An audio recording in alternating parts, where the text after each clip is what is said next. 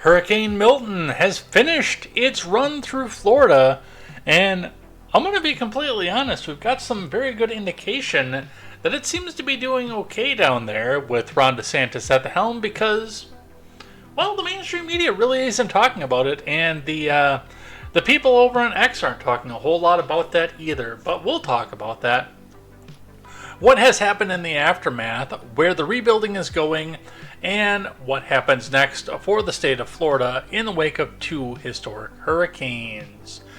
In other news, a second attempt at Donald Trump's life, or I'm sorry, a third attempt on Donald Trump's life has been allegedly perpetrated, but this one seems to have a few holes in it. So we're going to talk about what is happening with that, where the story is right now, my take on this and what this means, and what happens going forward in the midst of everything else. The state of Georgia has held a ruling that all municipalities must certify the election no matter what's going on. We'll talk about what's happening with that, what that means, and where we go with that. And Boeing, in the midst of the economy being the best economy in the history of economies, with no economy ever being a better economy in the history of all economies everywhere, is laying off 10% of its workforce. We'll talk about why, what this means, and what this could mean coming into a very, very consequential election. It is going to be all of this and more over here on Contemporary. So strap yourselves in, find some friends, share this out to everybody that you think would like to hear the news from the perspective of somebody that hates absolutely everybody. And they sat on the stony ground, and he took a cigarette out, and everyone else came down to listen. He said, in winter 1963, it felt like the world would freeze with John F. Kennedy and the Beatles. Yeah, yeah, yeah. Life in a northern town. I'm Jay Edgar, and this is Contemporary.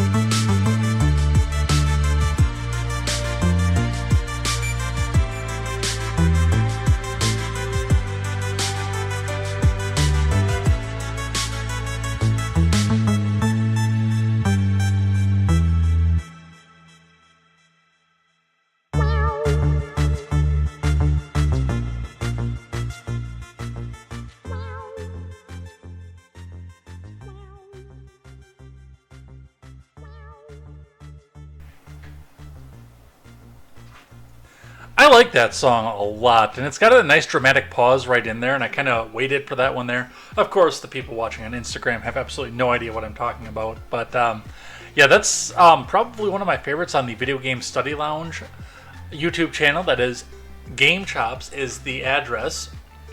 If you guys want to go and check that out and hear the music that we're going on behind there. If Decca, by the way, is listening at some point here, that whole Don't I Button Masher Remastered album that is on the Video Game Study Lounge, let's start a petition and get that put into the Radio Cutman mix. Now, mind you, we can't use that on stream because that'll pop us copyright, but I would love to see that all joined in with that one, because I like that album a lot, and especially this song here. Because I've never played Chrono Cross, so I don't know what the reference is for the music behind it. That's one we could do on stream, I think. Chrono Cross, Chrono Trigger, Chrono Cross. I gotta see if Chrono Trigger is on, I think it is on the Switch emulator, because we could do that now right from the Switch over here. BioShock is coming next. Don't worry, we're going to still do that one here coming up in November. I don't know how long that game is. I've already kind of got plans for what I want to do after that, but tonight is not a video game night. Tonight is the night of the news, so we've got a bunch to go over here today. It's a bit of a shotgun shot, though, honestly, because we're all over the place. We're in Israel, we're in Boeing, we're in political news, we're in disaster relief news, and even the things I like and things that I hate are just kind of all over the place here tonight. So we're going to get through everything here tonight. We don't have a hard out this time for things like debates or things that are coming up with that. So strap yourselves in, grab some friends, grab a little bit of something to eat. I had to take something out of the freezer when I first got here, but stuffed pork loin is one of my favorites. I'll be mowing down on that and probably some sauteed vegetables while the rest of you are going to bed. So anyway, let's get down into it. Let's get started. Before we do, make sure you check out great programming such as The Daily Ignoramus and Overruled with KTZed. Go check out both of those programs. They're an awesome time. It's an awesome time, and I fully 100% endorse both programs. They're both very good friends of mine. Mr. Zed, KTZed's husband, was in the chat here reminding us of something that's going to be on the bottom of this show, Things I Hate Tonight, about a DoD initiative and my thoughts on that one. I'm not as panicked about it as a lot of people do seem to think, because for the most part it does seem to be a renewal of business as normal, but the fact that it's out there again and getting renewed right before we have a major election does tell me that there might be some shenanigans as well. We'll read the whole thing as we go, because the person who linked it was nice enough to put it in full document PDF form, so we will go over all of that over here on Contemporary. So let's get started. Let's get the live chat up. Make sure that if you guys like what you see and enjoy where this is going, tell everybody about it, but also chat. No, seriously, for a streamer, for somebody who's streaming, it is a fantastic thing for you to do for them to chat in the live chat, because the algorithms for live streams are different from the algorithms for videos, and live streams get pushed up into the front of the line more often if, number one, if you're not in a captive time slot, which we are in right now, but two, they get pushed up into the front more if you chat. If they base it on how many people are chatting in the live chat. So if you want us to get seen by more people, make sure you chat in the live chat, as Palm and Mr. Zed are doing, and that is on both Twitch, YouTube, and also Rumble as well. So don't be shy if you're over on the Rumble side. You can say whatever it is you want over there. I might not be able to read it on YouTube because we are streaming to YouTube as well, but definitely it'll be taken into consideration, and you might get a, hey, I can't read that on YouTube kind of thing. All right, let's do some news. We're going to start with polling, as we always do. But I'm going to go, once we're done with the polling, and actually look at the front page of RCP as well, because they've got a second standard that a lot of people are using now outside of what the polling is saying, because the polling has been historically very, very skewed for Democrats in especially the last few races. So we'll look at the betting odds as well. But the polling is not looking good for Mrs. Harris at this point. As some other polls have fallen off, we've got another tie that came in. That's still sitting over there from last week. But Rasmussen threw us a Trump +3, 45 to 48. With Morning Consult and Harvard Harris both giving us a +4 and a +2. However, with the ties and everything else we have going on here, Harris is now sitting at an aggregated, and that's adjusted for the sample size, the voting size, etc., and the margin of error, of course. Harris is sitting at a spread of +1.3 right now. And when I say later on that the alarm bells are sounding in the Harris campaign, they've got to be at this point here. Now, looking at this day in history, this is October 15th. In 2020, on October 15th, Biden was up +9.4. And there are still people out there that don't believe he won, but it's a bit more believable with where the polls are sitting. And Clinton, who wound up ultimately losing in about 3 weeks from today, was at 6.7 ahead and was a hard favorite to win under most metrics at this point here. So Harris +1.3 is not good news if you are vested in a Democrat win. I'm just going to come out and say that right now. This is not good news for the Harris campaign. Now, for those of you who either are completely appalled by Harris, like me, or are actually excited to vote for Trump, that's not me. You need to make sure that no matter what it is the polls say, because they are going to try to feed you stuff here to think that you're winning and get complacent. But no matter what, if you want to see a change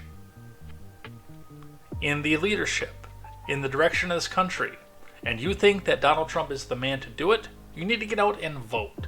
And that's the same if you think Jill Stein is the one to do it. If you think Jill Stein is the one to do it, I think you're out of your fucking mind. But if that's who you want to be up there, then go out and vote for Stein. If you think Chase Oliver is going to do it for you, which I don't know why the hell you would, because even the libertarians have turned their back on Chase Oliver. Go out and vote for Chase Oliver. Cornel West. If you want to see any of these people in the presidency, go out and vote for them. If you want to see RFK Jr. in the presidency, he tells you don't vote for him. He wants Trump to win. So that is where we're sitting at with the polling. We can do a quick swing in the battlegrounds. Arizona is Trump plus 1.1. I do think Arizona is going to go Harris because of Maricopa County. Nevada, which historically has limited polling, is Trump plus 0.5. Wisconsin is Harris plus 0.3. Wisconsin is going to go Harris. That one I can tell you for almost absolute certainty. I'm still going to vote here, but that one is almost 100% positive to me going to go Harris. Michigan, I don't know how, I don't know why, is in play with Trump plus 1. I do think a part of that is a large swath of the Muslim vote is planning on staying home due to the policies on Israel and Palestine, but we will see what happens with that. Pennsylvania, Trump plus 0.3, and North Carolina plus 1.4. I do think that Pennsylvania and North Carolina go Trump. Michigan is toss-up to me. Nevada, I think, goes Trump. Arizona, Wisconsin go Harris. Georgia is plus 0.7, but Georgia's going to be another one that's going to be hard for me to pinpoint which direction that one's going to go, based on the fact that I think that there is something planned for Georgia. Based on the ruling that we got here. We'll be talking about that a little bit later on. Let's go back to the front page of RCP, because outside, and this has shifted a bit here, outside of the regular polling, we've got people actually putting money down on who they bet is going to win, and the odds are, they're changing based on that. Now, this has been a little bit of an all over the place race with Harris and Trump, with Harris occasionally jumping up on the betting odds, but Trump has led the betting odds for basically the majority of the race, once it's been Harris, at least. He started to pull ahead of Biden back last year, but Harris brought it back up to where it's close again, but now Trump is starting to pull away from this here. I think this is a bit more of an interesting metric. I don't know that I would take this as the God's honest gospel truth of what we should be paying attention to with polling, like some people who wear a beanie might think that we should be taking this with, but I do think that there's some interest here because people are putting their money where their mouths are in making the decision on who they think is going to win with this. So they're actually voting with their dollars at this point. So it'll be interesting to see where this goes. I, of course, always use the aggregate for this one here. Favorite among our right-wing friends, especially our beanie-wearing ones, is Polymarket, who is 56-40 in the betting odds. But they're a bit all over the place, but they're plus 13 points for Trump. So we will see what happens with that. Again, if you do want to see a change, don't get complacent and do get out and vote. Let's look at the Dow for the day, which did take a major tumble off of the open. Looks like it was above 43,000 at one point, the high now being 43,277. So it just came up off a record high and it's starting to collapse. This does not appear to be a long-term trend. In fact, yes, we just hit this one record again, coming up over the 43,000 mark. I am still a little bit wary of trusting the numbers with the Dow Jones, and I've been looking at doing some day trading here in the midst of things, stuff where I can buy and sell in a day, and trying to figure out how to do that and make a little bit of money off of this wild stock market that we have going here. But with it being as inflated as it is right before an election, I don't necessarily trust the numbers are going to stay here. So something else to watch as we go. But as we come into election day, number one, it tells me where the investors want the election to go, especially as we look at polling. And number two, it does give me an idea on what at least the people who are donating to the campaigns think the economy is doing. A brief one from CNBC. Dow closes 300 points lower, retreating from record. Nvidia drags down NASDAQ, from Lisa Kalai-Han and Alex Herring. Stocks tumbled on Tuesday, taking a breather from their rally as traders sifted through the latest corporate earnings reports. The Dow lost 324.8 points, or 0.75%, closing at 42,740.42. The 30 stock average touched a fresh intraday record before sliding. The S&P slipped 0.76 to end at 58,1526, and the NASDAQ fell 101 to 18,315.59. ASML. That's not ASMR, by the way. If you want ASMR, that's on a different channel. Tanked 16% as chip makers took a dive. The company CEO warned of cautiousness among customers and said that a recovery is more gradual than previously expected. Nvidia and AMD shed 4.7% and 5.2% respectively. The VanEck Semiconductor ETF dropped 5.4% for its worst day since September 3rd. Further, United Health slid 8.1% after the company trimmed its full-year earnings outlook. The insurer's decline weighed on the 30-stock Dow. So far, about 40 S&P 500 companies have reported third-quarter results. Of those, 80% have beaten analysts' expectations per FactSet. Wall Street is coming off a winning session that propelled the S&P and the Dow to all-time highs. Notably, the Dow added more than 200 points to finish above the 43,000 mark for the first time.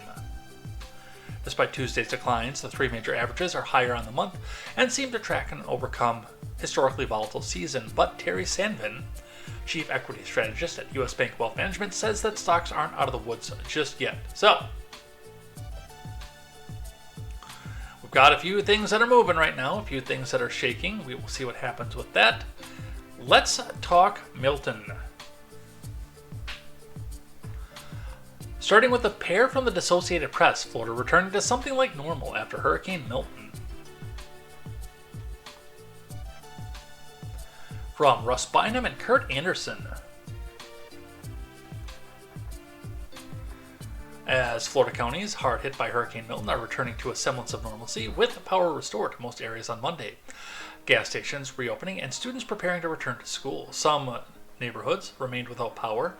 Many severely damaged homes and businesses, their streets flooded and filled with debris. But on the whole, things were looking up. Florida power companies had restored electricity to about 93% with 3.4 million homes. By the way, this is all why the MSM is not talking about this. And businesses that lost service after Milton made landfall late Wednesday as a Category 3 south of Tampa, smacking the region with 120-mile-an-hour winds and the storm surge of up to 10 feet. At least 10 people died less than 2 weeks after Hurricane Helene inflicted major damage in Florida and other southeastern states. The death toll from Helene is more than 240.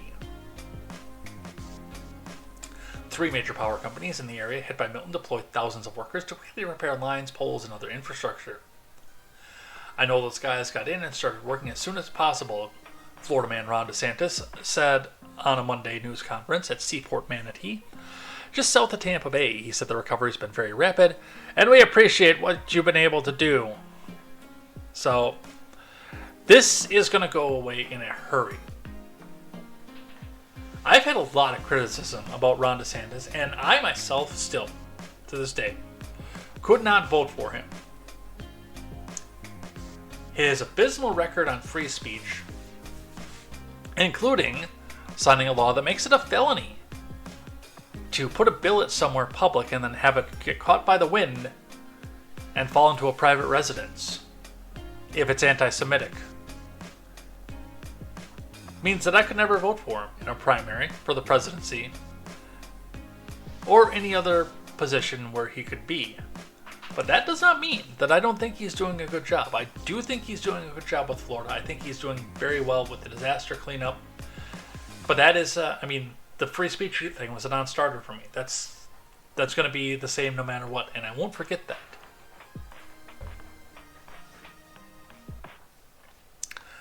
Florida Power and Light, Duke Energy, and TECO Energy also credited efforts over the last decade to put more power lines underground, install stronger utility poles, and adopt technology that enables electricity to be routed around damaged equipment. Areas that remain flooded will be the last to get power, and homes with damaged electric systems won't be able to receive it, the company said. Electricity and water don't mix, so we cannot re-energize until the water is receded to ensure the safety of those customers, Duke spokesperson Anna Gibbs said. Jerome Ozias, who startled Sunday night when power came back on after 4 days to his home in Palmetto, about 40 miles south of Tampa. He had been prepared to wait much longer. As he sat in his shaded front porch Monday with his daughter and another relative, air conditioning units hummed from several windows.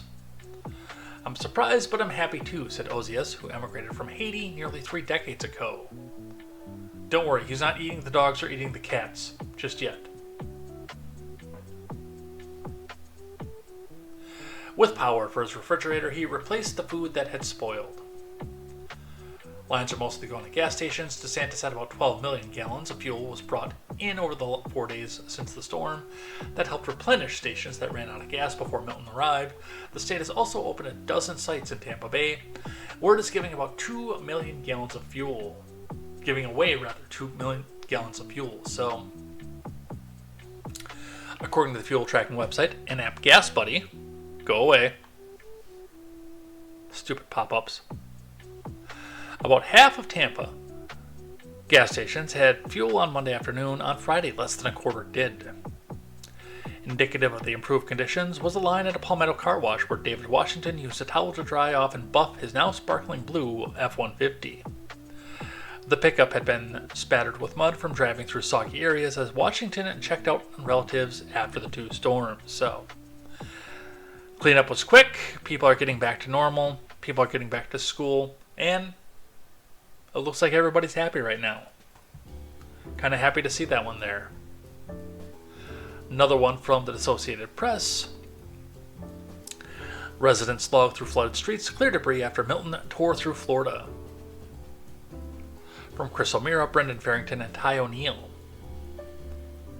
Florida residents slogged through flooded streets, gathered up scattered debris, and assessed damage to their homes on Friday after Milton smashed through coastal communities and spawned a barrage of deadly tornadoes.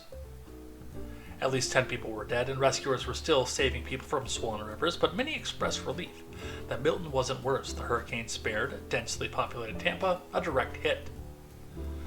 Huzzah! And the lethal storm surge that scientists feared never actually materialized.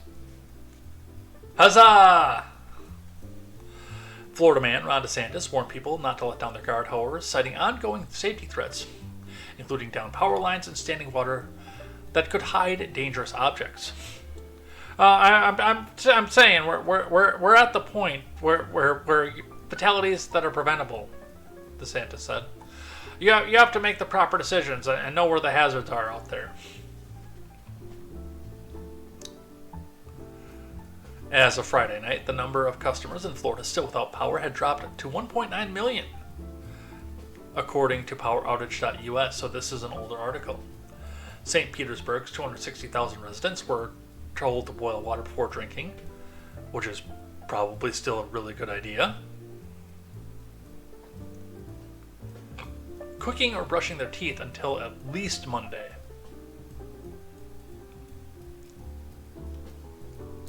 Also Friday, the owner of a major phosphate mine disclosed that pollution spilled into Tampa Bay during the hurricane. The Mosaic Company said in a statement that heavy rains from the storm overwhelmed the collection system at its Riverview site, pushing excess water out of a manhole and into discharges that led to the bay. The company said the leak was fixed on Thursday. Mosaic said the spill was likely exceeded a 17,500 gallon minimum reporting standard. though it did not provide a figure for what the total volume might have been. So, looks like, again, everything is turning out well for the state of Florida. President Biden surveys Milton damage. Florida power will be restored by Tuesday, updates, so that's today. From Christopher Can, Zach Anderson, Jeanine Santucci, Jorge L. Ortiz, and Thao Nguyen. President Brandon on Sunday visited Florida for the second time in a little more than a week to tour storm-ravaged communities as the state grappled with hundreds of thousands of power outages, gas shortages, and persistent flooding in the wake of Milton. After an aerial tour over stretches of battered coastline and the shredded roof of Tropicana Field in St. Petersburg, Biden delivered remarks in St. Pete Beach, one of the many communities along the west coast of Florida, reeling after the 1-2 punch of Helene and Milton. Biden said while the state avoided the worst-case scenario, Milton wrought widespread destruction, submerging entire neighborhoods under several feet of floodwater, destroying homes and killing at least 17. Thankfully, the storm impact was not as cataclysmic as we expected, man. But for some individuals, it was the thing. And these folks who not only lost their homes, more importantly, those folks who lost their lives, family members, and lost their personal belongings, man. On Saturday, Biden approved a disaster declaration that will free up federal funding for people affected by Milton. Which is good. That's a good thing. And if the people need it, it's available to them. But realistically, they're probably not going to need it. Wait, which song is that you're hearing the pep band play? Is it this one? Thinks he's better than. Wait, there's a fucking commercial on this one. Because I had to turn my ad blocker off on Chrome.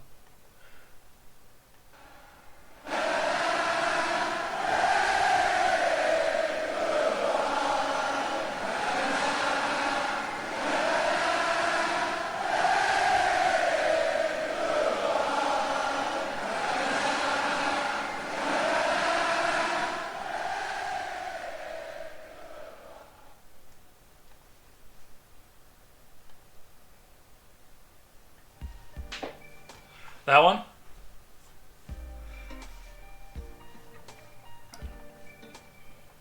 I really need to grab myself a stream deck because I can probably set that up where I can push a button and do that. Excuse me.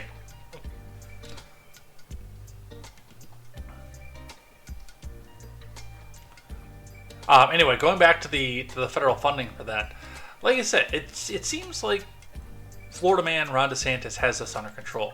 It's nice that it's there. And I think it's going to be used a little bit more like a fire extinguisher. Yeah, no. We're happy that it's there. Thank you.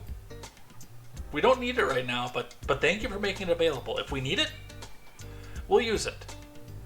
But otherwise, we'll just kind of leave it up hanging on the hook. And I think that's the right thing to do. I know that I don't want to make this political. I don't. But at the end of it, the Democrats made it political. The ones on the ground. Biden didn't. Biden has actually had a sense of class from all this, which surprises the shit out of me.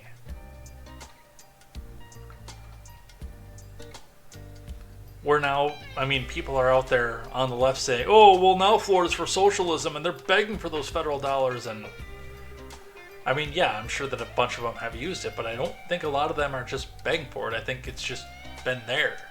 And I'm glad it's there. I am.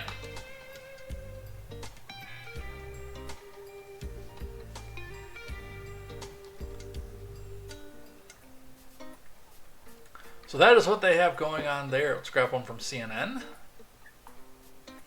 As parts of Florida went dark from Helene and Milton, the lights stayed on in this net zero storm-proof community.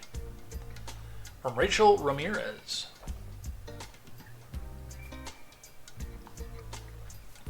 William Fulford moved from Virginia Beach, Virginia to a new waterfront development in Florida in 23, nestled between Sarasota Bay and the southwestern part of Tampa Bay. The new home of the Bradenton Beach was everything Fulford, a retired custom home builder, ever wished for. The developers of the new Hunters Point community, Pearl Homes, built this property as the first net zero single-family home development in the U.S., meaning residents produce more energy from solar panels than they need, with the excess energy either being stored or sold back to the grid in a state where most electricity is generated by burning natural gas, a planet-warming fossil fuel. Bullshit, by the way. They also boast some of the most sustainable, energy-efficient, hurricane-proof homes in the country. The streets surrounding the homes are intentionally designed to flood, so houses don't. Power and internet lines are buried to avoid wind damage. The sturdy concrete walls, hurricane-proof windows, and doors are fortified with a layer of foam insulation, providing extra safety against the most violent storms. Climate resiliency and storm protection were built into the fabric of the homes, and while the newly developed homes have endured a few storms since the people moved in February 23, Hurricane Helene and Milton put those features to the true test over the last 2 weeks. Most of the residents living in Hunters Point heeded the mandatory evacuations ahead of Milton's landfall, but Fulford, 76, stayed behind with his wife, Sue Ann, just as they did during Helene last month. They stocked up on water and groceries. Fulford moved the car to higher ground. He tied up all the patio and back deck furniture together. They brought everything from the garage, which made up the entire ground floor, up to the living spaces on the second floor, and in the event of a worst-case scenario, Sue Ann insisted on getting life preservers. I'm just quite convinced that the strength and everything in this house, they built a great house, a strong house, Fulford said, and it just feels comfortable. I feel like we're high up enough that even if we get a storm surge. So, and I mean, it's good that people are spending the money on this now, unfortunately. I don't believe that this is going to be within the reach of the majority of residents of Florida. I mean, it's a good standard to go forward with now that we kind of have the, the blueprint of how to do it, per se. It's good for that. But in a real world, we still have historical buildings, some of them over 100 years old in Florida, that are going to take major upgrades in order to get to that point. And I'd like to see how hurricane-proof this house is in like 30 years. That would be the true test of endurance for me. Yeah, it's brand new in 2023 and state-of-the-art, and everything is brand new about it now, but after it's been rained on for 30 years, battered with hurricanes for 30 years, saltwater for 30 years, I don't think it's going to be quite as sturdy as it is now. I don't have that one queued up, unfortunately.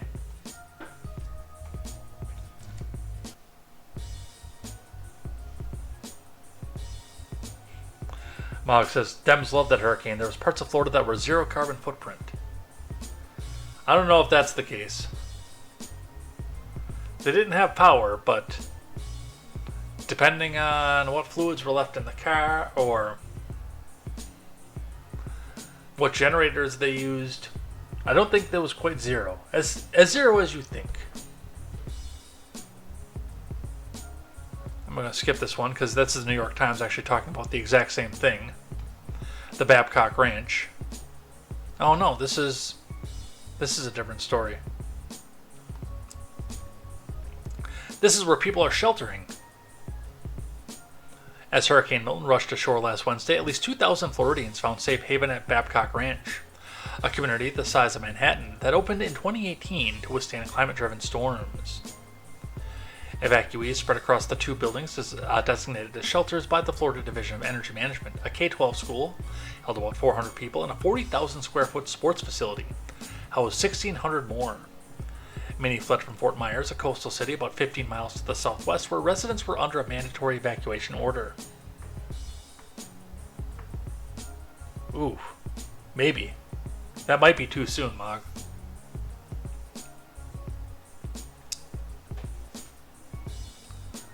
When Florida man Ron DeSantis made the announcement that Babcock Ranch was open, we saw 2 big surges in evacuees, said Sid Kitson, the town's co-founder, who estimated that hundreds more evacuees sheltered in private homes of the city's roughly 10,000 residents. It saved a lot of lives in some really dangerous areas.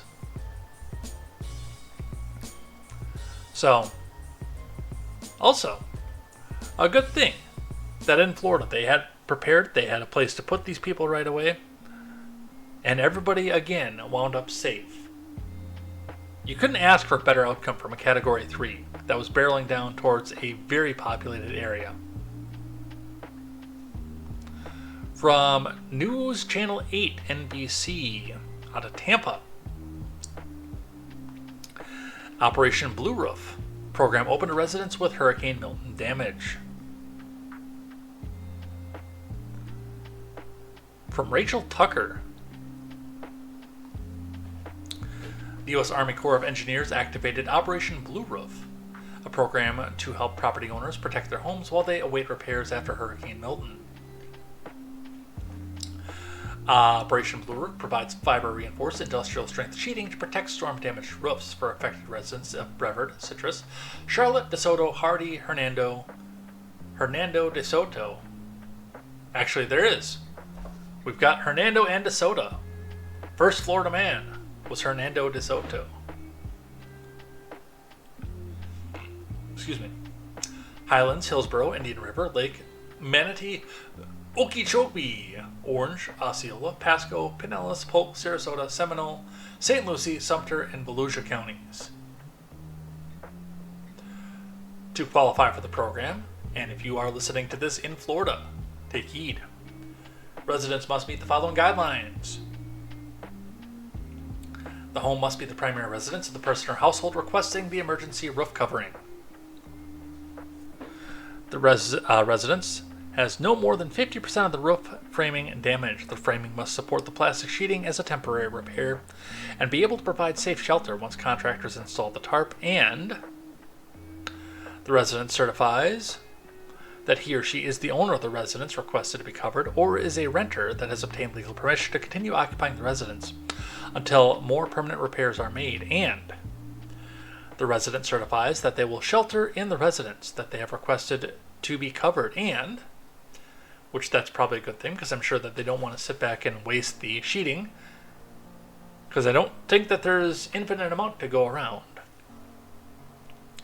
The roof must be standard roof shingles or similar material that will allow contractors to nail the tarp in place. Contractors will consider repairs to metal roofs and mobile homes on a case-by-case basis. Do you think there are any mobile homes left down there? And will install the cover if possible. Contractors cannot cover roofs made of materials such as slate, asbestos, or clay tile, or other materials which would be exceptionally difficult to repair or would likely be damaged during tarp installation. That's CYA right there. That is full-on CYA. Because if they pound that nail in on the clay tile roof and it shatters, then they're on the hook for replacing that. So, that is your Hurricane Milton update. Like I said, not a lot of conversation on this one on X. That one kind of left memory as soon as it was out over the Atlantic Ocean, unfortunately. On to the title card of today's episode of Contemporary. Starting today with the New York Post, armed man, Vem Miller, arrested outside Trump's Coachella rally as local sheriff insists it was a third assassination attempt, despite letting perp walk on meager $5,000 bail. Now, before we read any articles, I'm going to frame this one a little bit with a little bit of courtesy and opinion that goes along with this. Now, Trump had announced over the weekend that he was going to go visit Coachella to raise money for his campaign. Now, there is zero chance that you're going to turn out enough vote in California to overcome the blue wall of Los Angeles, Oakland, San Francisco, and Sacramento. That is just not going to fucking happen. I can tell you that right off the bat. But there are a ton of disaffected right-wingers further inland as you approach Arizona and Nevada, who look at the shit that's going on and think, hey, we need a solution at the federal level. We need representation there. So the idea of going to Coachella was actually a good one, I thought. It would be a good fundraiser. It'd be a good time for him to come back out and, speak to the people who can still vote with their wallets even if they can't vote with their pen and things like that. California is not in play. No matter how bad the polling gets for Harris, California is not in play right now. It's impossible. But there's a lot of money from a lot of disaffected people there. So, that being said, with him going to Coachella for that, to go and rally and raise money and court donors and things like that. He gets there, people are lining up to get in here, and the police stop this car with this guy in there. And he's got a bunch of weapons in there. And then they turn around and they arrest him and say that, hey, you were doing another assassination attempt. And we'll read a little bit more details about this. I kind of generalized it when we went, but we'll go into a little bit more detail with this. As far as what happened with this, though, I will fully admit, before I go and give the advice, that I have not followed the advice that I'm about to give you. The last time, the only time, honestly, that I've gone to a Trump rally of any sort was in Waukesha. And yes, my sidearm was in the center console of my pickup when I went. I never left there. I didn't carry it in on me, for obvious reasons. And yeah, they were checking and metal detecting, and I had thankfully remembered to yank my knife out of my pocket, because I typically carry. This isn't the one, I've got a different one here. This is the one that used to be in my pocket before the handle broke. But I've typically got a spring-loaded knife in my pocket, buck knife, for cutting boxes and leaves, or if I gotta gut a deer off the side of the road or something that I hit, or anything else like that. Typically got one on. Remember to leave that in the truck.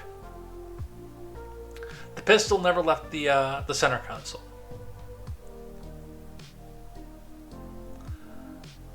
That being said, if I were to go to another Trump event at this point, and I would not, but if I were to, given the fact that we had the Butler rally, given the fact that we had the Mar-a-Lago golf course, nope, never again.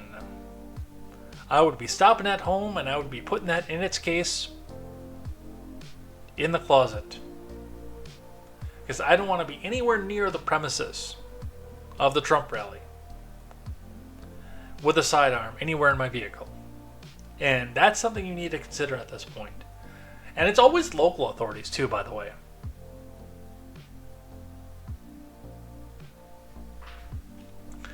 When they do this, it's never the Secret Service that comes and gets this. I take that back. I believe the Secret Service was who caught the guy that was trying to poke the butt or barrel of his rifle through the fence over them. It wasn't at the Mar-a-Lago either. It was at a different Palm Beach golf course. But the local authorities were the ones that got the kid over the Butler rally, and the local authorities were the ones that got this guy. So let's talk a bit about what happened, but just with that in mind. If you were anywhere near the Trump rally with a weapon, you might go to jail at this point. Just saying.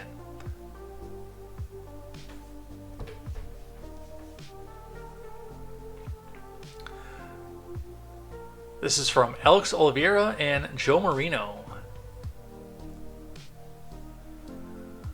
Local cops arrested an armed man outside a Trump rally in California on Saturday, and the local sheriff has doubled down on claims that a third assassination attempt was prevented, even though he let the suspect walk after posting a meager bail for gun charges.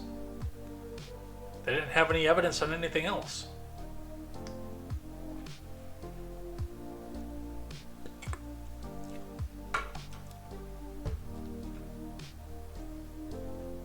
Excuse me.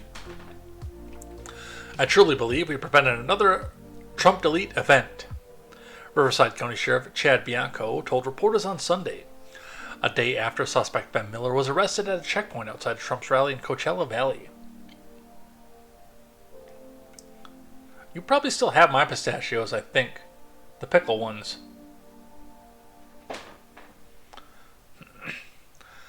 Miller was caught at a checkpoint, allegedly trying to enter the rally with a phony press pass. When the cops noticed his car was unregistered, they searched the vehicle and discovered a cache of fake passports and driver's licenses, along with a shotgun, a loaded handgun, and a high-capacity magazine, officials said. No, nothing is spiked. It's just zero sugar Pepsi.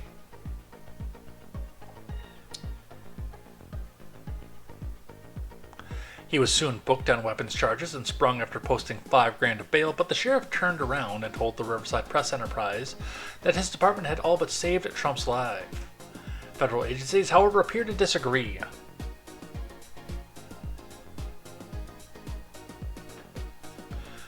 The Secret Service believes it's unlikely Miller was attempting to delete the president, and the FBI is not investigating it as such, the sources told the Post.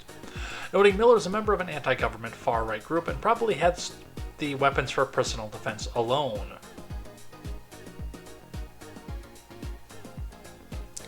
The Secret Service later said Trump wasn't at risk during the rally. The U.S. Secret Service assesses that the incident did not impact protective operations, and former President Trump was not in any danger, the agency and the FBI said in a joint statement. While no federal arrests have been made at this time, the investigation is still ongoing. Miller reportedly asked for a lawyer after the FBI tried to interview him, which is probably a good thing, and briefly told reporters that claims he was an assassin were complete bullshit.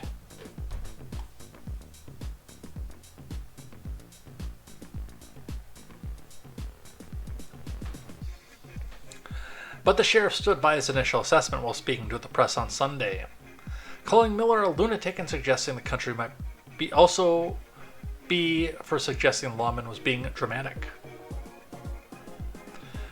What his frame of mind was, all we can do is speculate, Bianco said. If you're asking me right now, I probably did have deputies that prevented the third assassination attempt. I think that's bullshit. Full on, full out bullshit in this particular case. Now, was Ben Miller tremendously fucking stupid to try to bring weapons into the Coachella rally in California, of all places? Yeah, that was not a smart move. And getting yourself booked on weapons charges, you had that one coming. I hate to tell you this, I'm a staunch proponent of the Second Amendment and believing that people should be armed as much as they possibly can. That being said, California does not share my beliefs and will arrest you if they can trump up a charge on you for having a 9mm bullet on your body.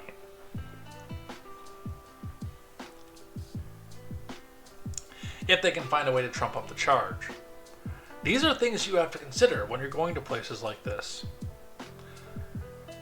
Now, what the sheriff is doing, I think he's doing for clout. I think he gets out here to say, I saved Trump's life. I am the champion. I'm this, I'm that, and the next thing.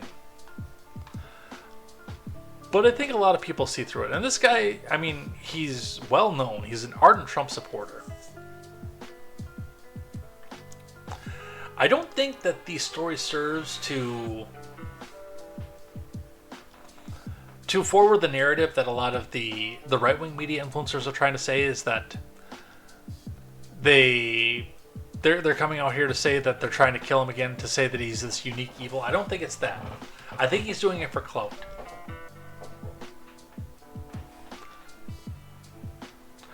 From Fox News, man arrested outside Trump Coachella rally denies assassination intent. He's all in supporting Trump. From Stephanie Price and Brian Preston.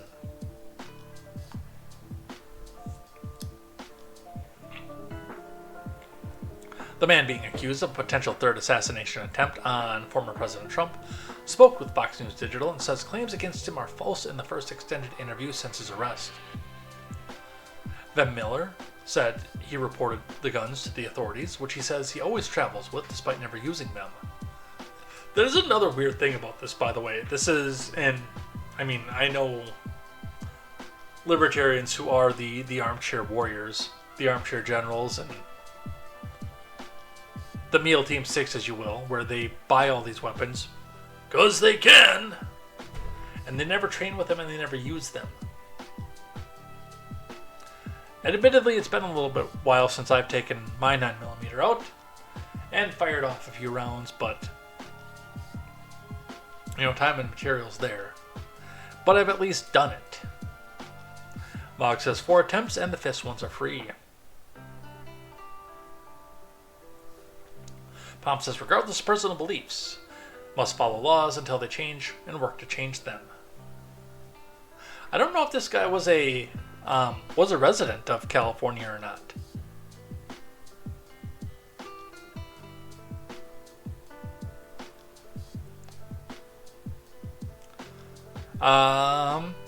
And argued the documents the Riverside County Sheriff Chad Bianco said were fake are legit.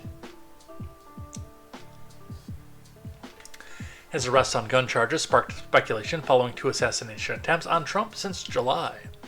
But he was quickly released on $5,000 bail, for so far no federal charges have been filed. And realistically, if there was a federal charge there, he's got a, I mean, they claim he's got a fake passport. Part of the reason I think that's bullshit as well, because, I mean, if he actually had a fake passport,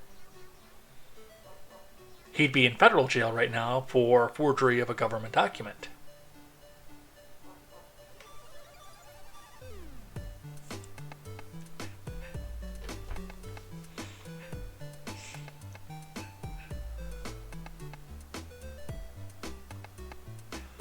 He says he's never fired them, but started keeping them with him when he started getting death threats.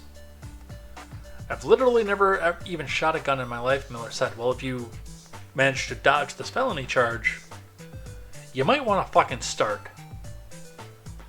I don't know anything about guns. I'm beyond a novice, he continued. Miller said he has been a 30-year member of the media and started work after graduating from high school. He's also worked on music videos and TV shows with major artists and launched America Happens Network to combat censorship in the media. It was while doing this work that Miller told Fox he began receiving death threats and purchased his firearms. Miller said he was a Democrat growing up and thought Barack Obama was going to save us from the needless wars and censorship. Yeah, how'd that turn out for you? I'm certainly more Republican now. No, you're not. I can already tell you right off the bat, no, you're not. He says, and described himself and his business partner as more libertarian. Yes, I'm 100% a Trump supporter, Miller said, adding that he was all in with Trump in 2018. So, with everything that's been presented here, I can say that I can see a world where this goes both ways. And he is threatening a lawsuit right away, too, at this point. And if this is true, he should. There's actually a third way that this could go. So there's 3 ways that I can see this going. 1, he's crazy. He actually was going to go and attempt to do this. He got caught, and he was able to talk his way out of it. That's one. That's the first way that this could go. Number 2 could be the way that they're all presenting. He's a moron. He just brought guns with him because they're cool. Into one of the worst places you could bring guns into, as being a dumb shit, and this, sadly enough, with my advocacy against self-deletion, a word that I probably can't say on YouTube anyway, there's also the possibility that he was looking to self-delete by way of police officer. Whereas he knew that tensions would be high surrounding a Trump rally, given the fact that there's already been 2 assassination attempts in as many months. And he thought if he showed up there with a bunch of guns and started arguing with the cops, they'd just put him out of his misery.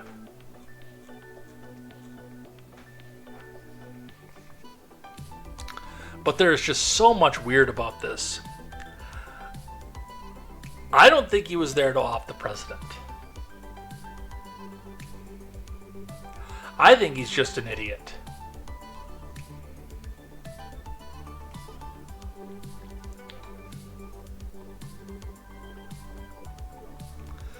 From Newsweek, sheriff accused of claiming Trump assassination attempt for clout. From Sean O'Driscoll.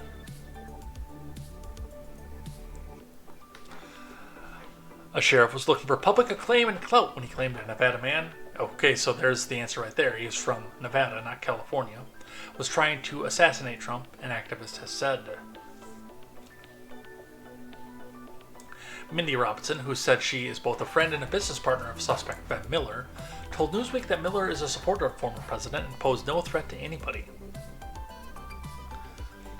Miller was arrested after arms were found in his car outside a Trump rally in California's Coachella Valley, authorities said. He was taken into custody after deputies found a shotgun, a loaded handgun, and a high-capacity magazine in his car. Which, by the way, for California, high capacity is 16, which is standard capacity for a Smith & Wesson SV9.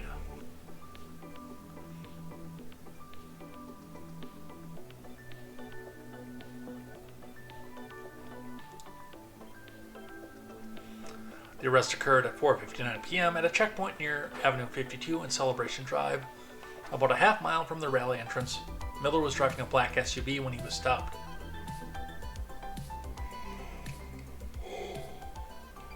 Excuse me. Robinson told Newsweek on Monday, "I did get to speak with him last night. He passes for the event were real. The cops knew he was a Trump supporter because he overheard one making fun of him for it. And he didn't realize all the guns he had legally in Nevada were all illegal in California, which does have some ridiculous rules. Again, you claim to be this epic Trump supporter, enemy of the media, all the other little labels that MAGA put him on there, and you didn't know that driving over the border into California with a firearm, unregistered in the state of California, was illegal? Are you out of your mind?"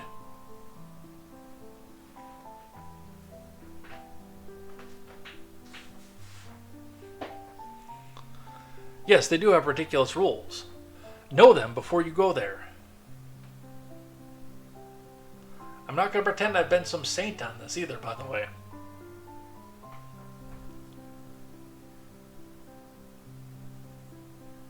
I may have forgotten my case at one point or another on quick trips into Illinois.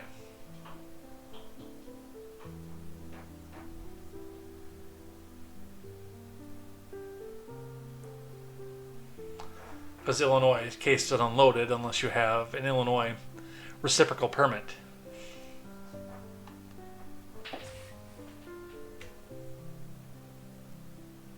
So I don't know where this goes. I have a lot of questions about this one. Going back to Butler. 2 men shot during Pennsylvania assassination attempt on Trump say Secret Service failed them.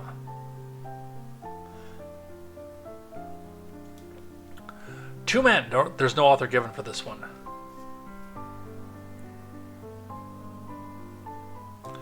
Two men who were shot during the first assassination attempt on Trump this summer say the Secret Service was negligent in protecting the former president and other bystanders at the campaign rally in Pennsylvania. That is the worst part of this. It's not necessarily the fact that they were going after the Orange Man. That has its own ramifications and its own problems, but first rule of hunter safety: know your target, what's beyond it. I understand going out to murder a presidential candidate is not exactly warrant safety, but still, know your target and what's beyond it. Furthermore, for the Secret Service, yes, this all could have stopped if you'd done your jobs and made sure that this guy didn't get in to where he was at.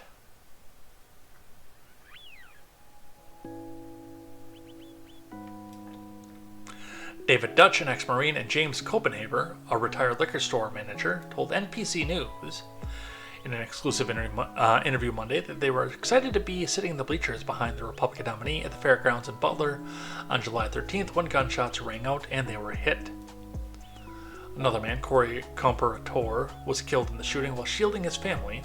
Trump was wounded in the ear. And for Corey Comparator, that is based beyond fucking belief that is based. The interview with two Pennsylvania men who were critically injured marked their first public statement since the 20-year-old shooter, Thomas Crooks of Bethel, opened fire on July from an unsecured rooftop nearby before he was fatally shot by sharpshooters, of which again should have happened before. It was like getting hit with a sledgehammer right in the chest, said Dutch, who served in both Desert Shield and Desert Storm in his time with the Marines from 86 to 92. He said he could see chunks of the bleacher and metal flying around until the shooting stopped. Dutch said Monday he was still angry at the whole situation even happened. It should have never happened. NBC News reported the two men's attorneys said they were looking into possible litigation over what they view as negligence by the Secret Service, and, I mean, that guy should just shut the fuck up right there. You're in the middle of litigation, don't give away your case. I appreciate the fact that you're being interviewed and that you survived, but don't give away your case on national television either.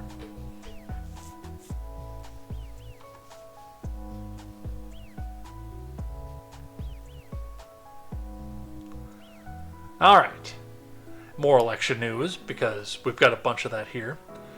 Harris campaign in talks with Rogan about possible podcast interview. From Victor Nava. This interests me. And you better believe, I don't listen to Rogan unless I particularly enjoy the guests that he has on. I've got a couple back episodes that I want to actually listen to, based on the fact that I'm interested in the guests. It's just I haven't had time to sit down and listen for 3 hours over the last 2 months. But I know like Sandler was on there not that long ago, and I wanted to listen to that one. I started listening to the Fantasy one with Palm, but we didn't get a chance to do so. That was on a date night. We were coming back from that, and we listened to a bit of that. But we got to talking instead, which I enjoyed more. But, long story short, I actually listened to that one before, and there were parts of that one that I wanted Palm to listen to, so I saved that one.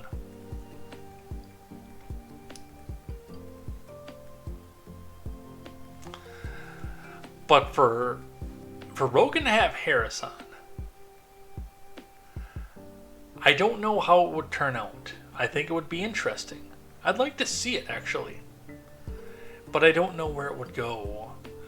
VP Harris' campaign is reportedly in talks with Rogan's team about a possible future appearance on the comedian's popular podcast, after Trump said he'd be a guest on the show. Well, that changes things. See, that last part I hadn't heard. I heard the rumors, but that I hadn't heard before. Harris's campaign officials met with Rogan's team this week to discuss the potential interview, according to Reuters. The outlet notes that a sit-down between the Democratic nominee and the host of the Rogan Experience has not yet been confirmed. And Joe would do it in a heartbeat.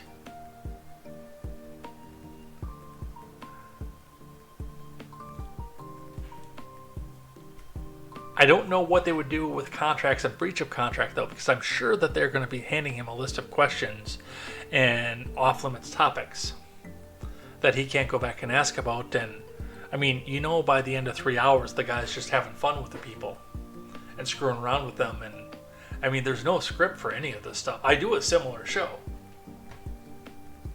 although I try to keep onto some semblance of a topic. Ed Talk can go literally anywhere we want it to go. Hell, we were talking about Ghostbusters when I talked to Quest Fanning on Sunday. And there'll be another episode recorded on Friday night this week. No Fallout Friday this week. The Harris campaign did not immediately respond to the Post's request for comment.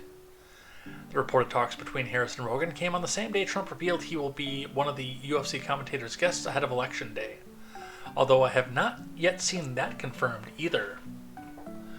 But that kind of gives me a little bit more of an idea as to why they want to go back and do this.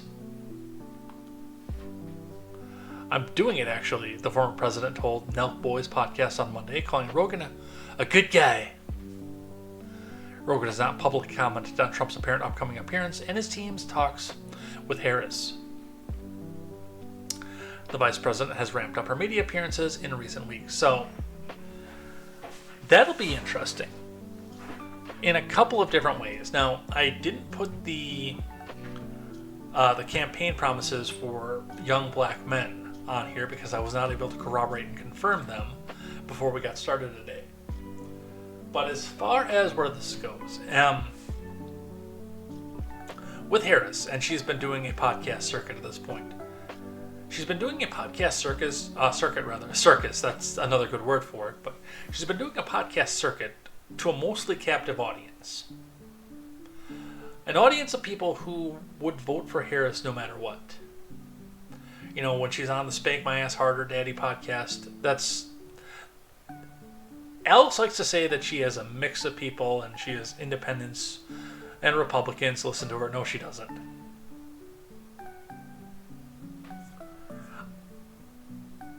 I listened to 2 episodes of that show before I listened to the Harris interview to see if this was going to be topics that non-Harris voters would get into. And sadly, no, that's not what I heard off of this. Now, I'm sure that there are a few people who are probably curious about this and went on, and I'm sure that episode of Spank Me Harder Daddy was one of the most downloaded that's been in existence. Partially because I endorsed it and said, hey, you should go listen to this. So she doesn't get away with just spewing propaganda with no pushback. Because let's not let her do that.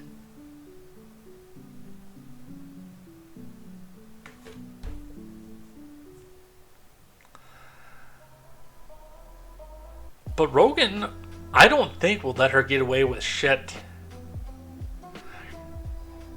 You know, he could sit there with the question, what do you want to do with immigration, man? And she'll sit there and yes, immigration is a big concern of all of us here, and when I was when I was put on here, I was pledged to that I would make sure that immigration was a top level priority. Well, fuck yeah, man! But you didn't answer the question. What are you gonna do about it?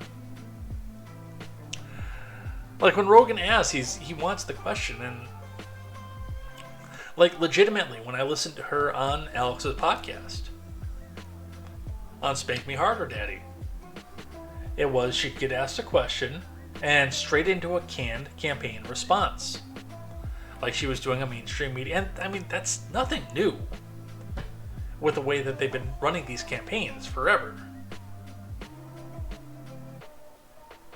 Now, with the Donald on there, I actually don't think that's going to benefit the Donald as much as a lot of people think that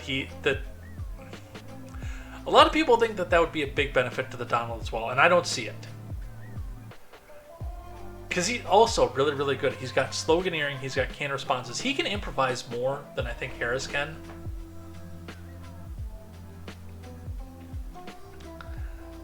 But Rogan is also in a position, as being not a Trump supporter, to come back out and say, hey, why didn't you do that the first term, man? What do you got going on with that, man? You better believe I will download both of these if they come up. I don't care if the kid is in the car or not.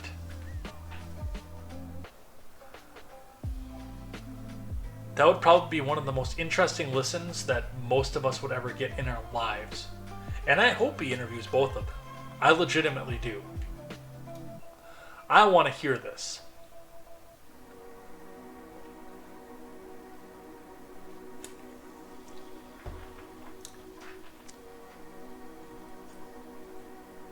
Updates to that as we get them. More political stuff. DNC attacks Jill Stein in a new ad. Who are the third-party candidates running for the presidency?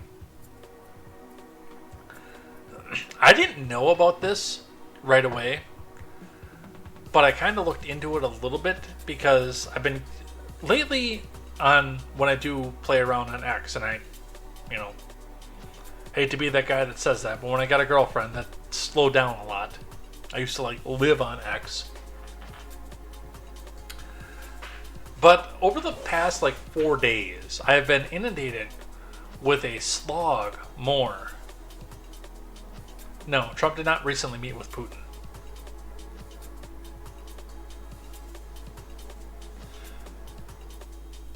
I think it's like a month ago that he did, to try to get an idea of where the war was going with Ukraine.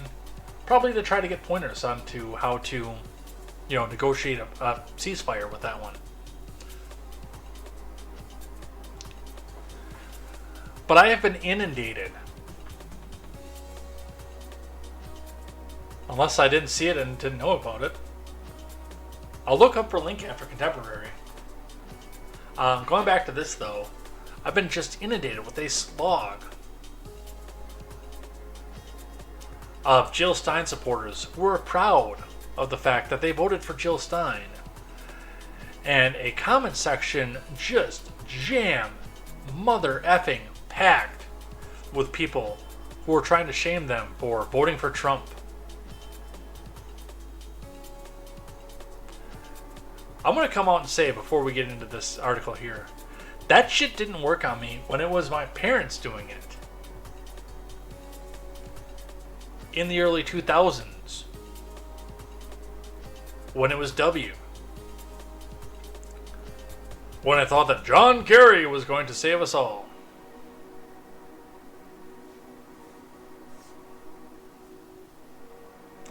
Boy, was I a fucking moron back then.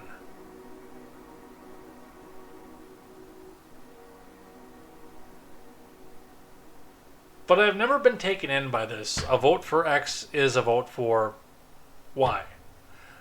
A vote for Z is a vote for Y. Staying home is a vote for Y. Fuck off.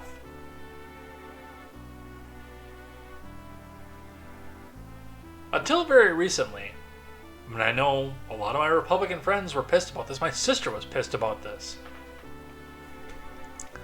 Until they swapped Kamala out at the last second so she wouldn't have to face a primary, I was planning on abstaining from the presidential election in 3 weeks. There were some down ballot votes that I did want to go to. I embellished and said I was just going to stay home. I wasn't. The Senate race I was interested in here. Two of my local politicians, one I want to help re-elect and one I would like to unseat. So I'm very interested in what's going on down ballot on this, but I was going to leave the top of the line blank. The Trump spending spree was enough to tell me, no, I don't want to vote for Trump. There's very obvious reason why I didn't want to vote for Biden. Jill Stein is out of her fucking mind. Cornel West is a moron. RFK Jr. is trying to get himself off the ballot. And Chase Oliver, I could fill an entire episode of Contemporary on my contempt for Chase Oliver. Him and Shane Hazel as well, both of them. I could run an entire 2 to 3 hours on my contempt for those two men. I'm not going to do it. I'm a very calm person. Some would say that this particular character that I put on for Contemporary is, it is a character. You should see me in real life. I barely crack a smile.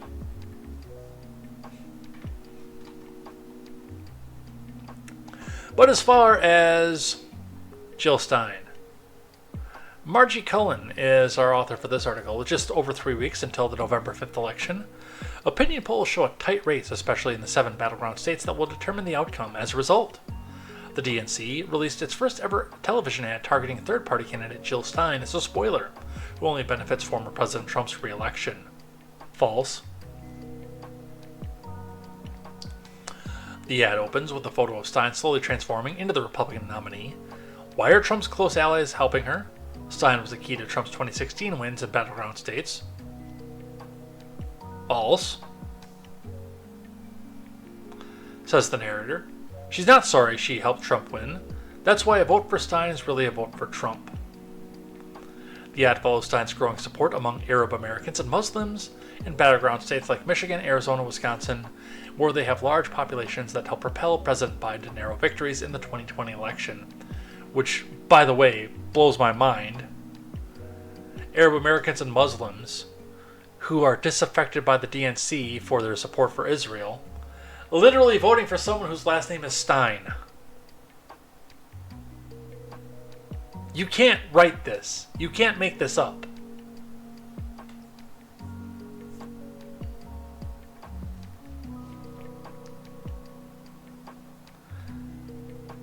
The Democrats have lost the Muslim American and Arab American votes, Stein told Reuters after a rally attended by about 100 people in the Detroit suburb of Dearborn on Sunday.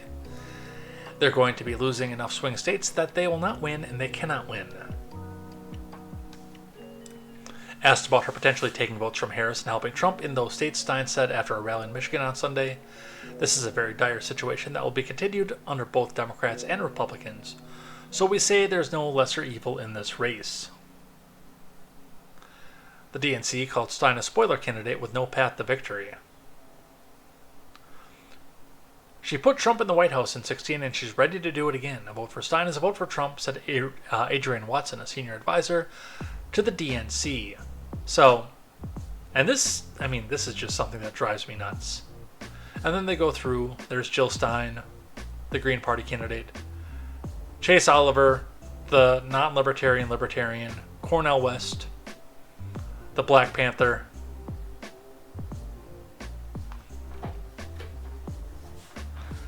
But I mean, this just drives me nuts. This drives me up a wall with these people who are out here yelling and screaming that they're trying to save democracy. And they're doing so by trying to prevent you from voting for the person that you want to vote for. Whether by putting him in jail or trying to drive you away from voting for that person on the ballot.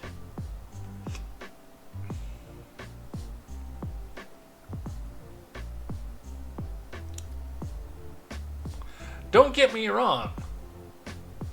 A vote for hippie grandma is not going to change this country in one direction or the other. But if that's what you feel right here in your heart, then nobody should be trying to stop you from doing that vote. If you are that dedicated to a woman who doesn't have a piece of economic sense in your head, go vote. Do so. Hurry. Get to the polls as fast as you can.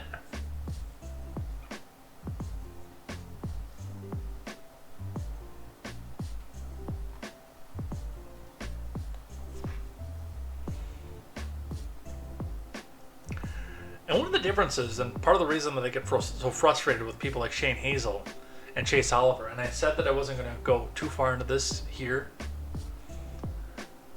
but I do want to touch on this for a second, is Stein, for all of the faults that she has, and she has many, she has a great many. Like, it's ridiculous the amount of faults that Jill Stein has. What were we talking about again?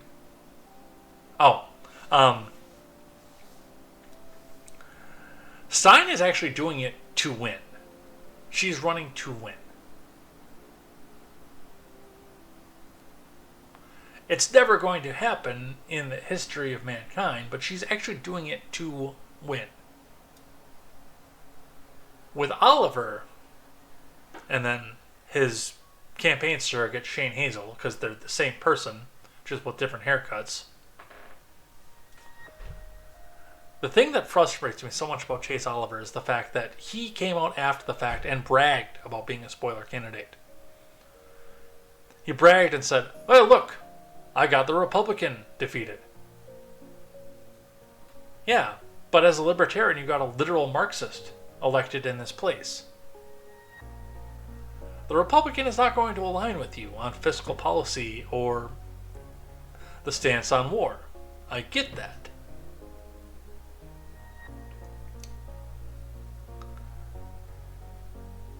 But the person you got elected literally wants to take everything from everybody, put it in a big bin, and redistribute it back evenly to everybody again. Which I think stands further away from your ideals than the religious nut and the warmonger. I don't know. Maybe I'm wrong.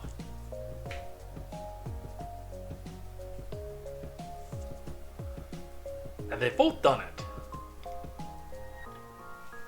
And they both bragged about it after the fact. The Libertarian candidates, especially in Georgia, are literally playing spoiler. And I'm proud of it. Cornel West and Jill Stein actually seem to be in it to win. Pipe dream as it may be. But that's my 2 cents on that. From Axios, some top Dems won't commit to certifying a Trump win. Surprise there. From Andrew Solender.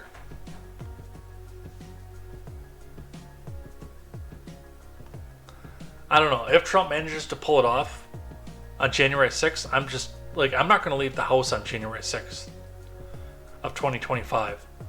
I'm going to be sitting here glued to all 3 of these computer screens. Hopefully they'll be in a different house, but all 3 of these computer screens glued to them with a bucket of fucking popcorn and just waiting to see if they protest. And to see what's going on in DC as well.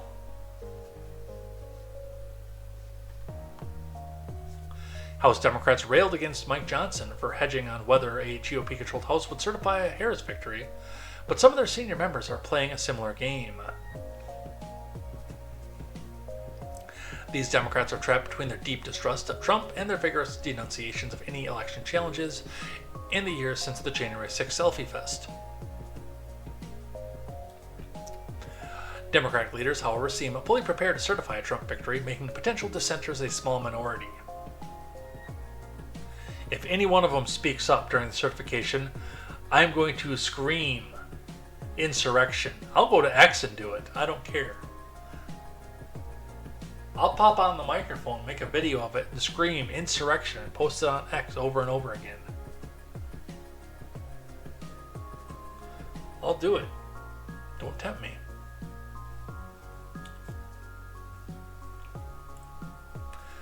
Jamie Raskin, the House Oversight Committee ranking member and former January 6th committee member who objected to Trump electors in 2017, told Axios in an interview that if Trump won a free and fair and honest election, then we would obviously accept it. However, Raskin said he definitely doesn't assume that Trump would use a free and fair and honest means to secure a victory. There it is. That's election denialism. That's an insurrection, you guys.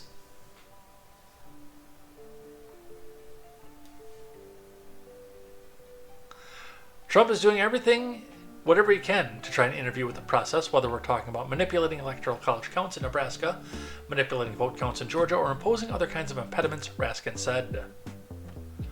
Jan Schakowsky, a senior chief deputy whip who voted to object to W in 2005, said of Trump, "I don't know what kind of shenanigans he is planning," adding, "We would have to, in any election, make sure that all the rules have been followed." That's election denialism. That's dangerous insurrection, you guys.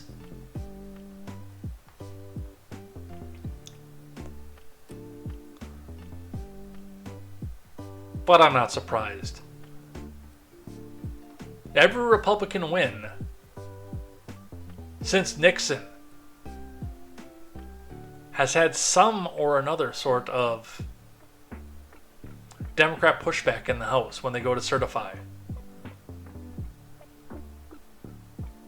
A protest during certification when a Republican wins is almost an American tradition at this point. But now it's been labeled insurrection, so we don't know. What else do we have? The Univision story. Guys, I was willing to give the benefit of the doubt to this story. I was. But the more that the mainstream media has been doubling down on this, the more I have questions. I still don't know if I believe it.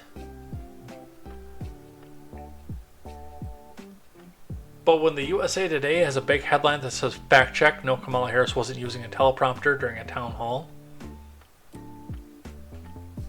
after we see a teleprompter in front of her position, I at least have some questions about it. Can I ask some questions, or is that dangerous misinformation?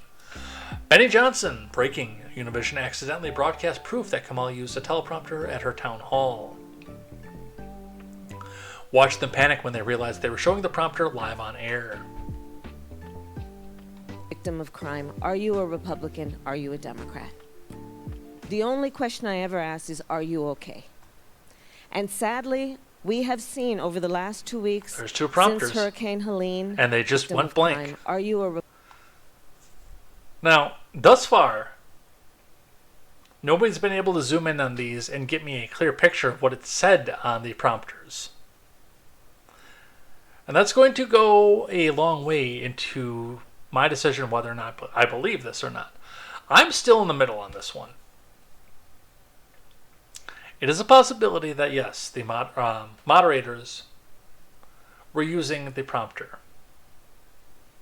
But the fact that they got it on camera and then blanked it as fast as they could, that makes me suspicious. It's not enough to push me in one way or the other, but getting the clear text of what was on there, which we cannot see, by the way. Republican? Are you a Democrat? The only question I ever ask is, are you okay? Yeah, I can't zoom with this and see what I've got there. I wonder if Seawall could do that.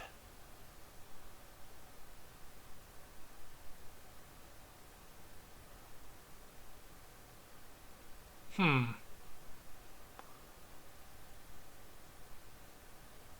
I'm going to get my administrative assistant to send a message to Seawall and see if he can zoom in and... Wait, I don't have an administrative assistant? Okay, fine, I'll do it myself. Okay. Yeah, that I think would be interesting to see what was actually on that screen. The foo. I'm going to skip that one because it's the same video. From the same source, so. Bye-bye. USA Today, right out the gate. Teleprompter was for Univision moderator, not Harris. Fact check from Andre Biek. The claim video shows Harris reading from a teleprompter during a Univision town hall. Telemundo exposes Harris's teleprompter scripted answers on screen. Text in the video reads, "They're tired of her nonsense." Their rating is, of course, false.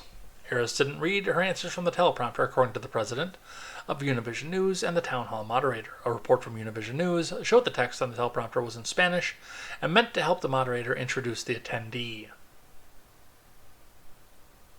I still want to get a screenshot of both of those screens.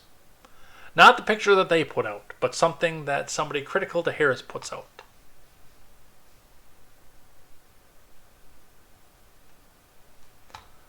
This one. Have a response and we'll put... In case you missed it, this right here is frightening. She's admitting she's coming for us. She cannot be installed. And we'll put the Department of Justice of the United States back in the business of justice. We will double the Civil Rights Division and direct law enforcement to counter this extremism. We will hold social media platforms accountable for the hate infiltrating their platforms because they have a responsibility to help fight against this threat to our democracy. And if you profit off of hate, if you act as a megaphone for misinformation or cyber warfare, if you don't police your platforms, we are going to hold you accountable as a community. If you put out the information that we don't want, you're going to jail. What does that sound like? And we'll put the Department of Justice... Let me mute this for a sec. Du meine Arbeit für richtig hältst, ob du glaubst, dass ich fleißig gewesen bin, dass ich gearbeitet habe, dass ich mich in diesen Jahren für dich eingesetzt habe, dass ich anständig meine Zeit verwendet habe im Dienste meines Volkes. Gib du jetzt deine Stimme ab. Wenn ja, dann tritt für mich ein, so wie ich für dich eingetreten bin.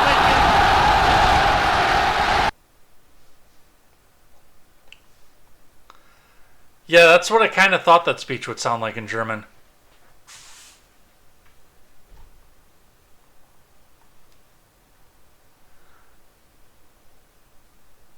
Warnock was on CNN recently.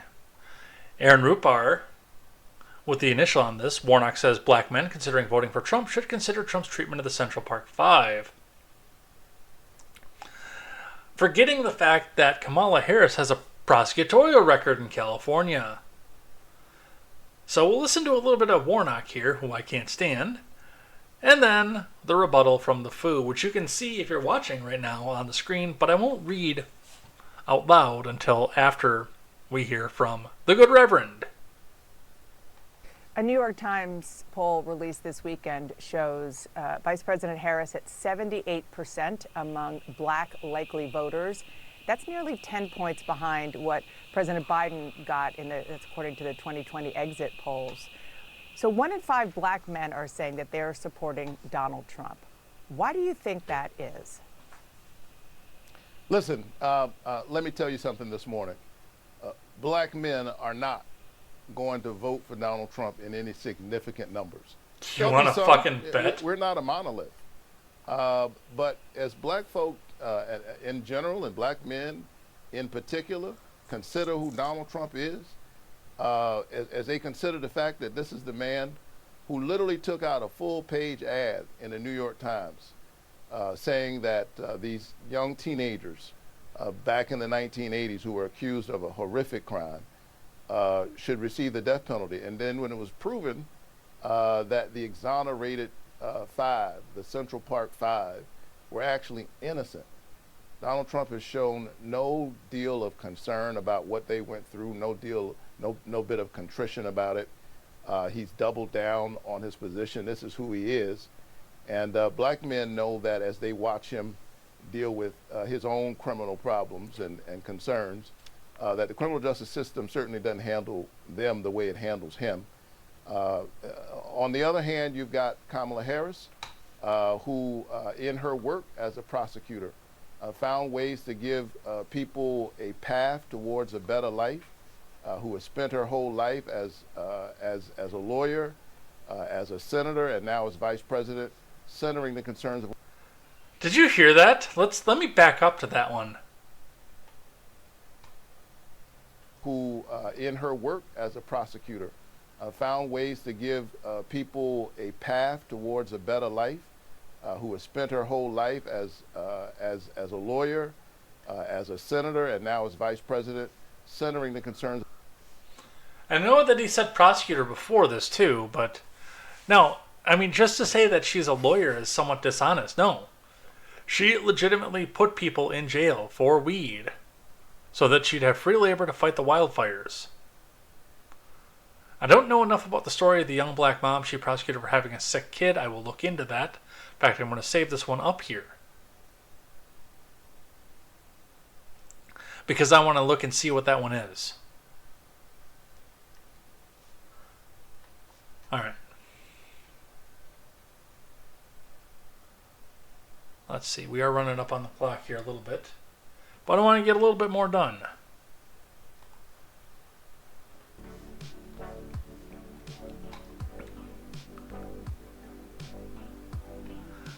All right, we've got one from our friends over at NPR.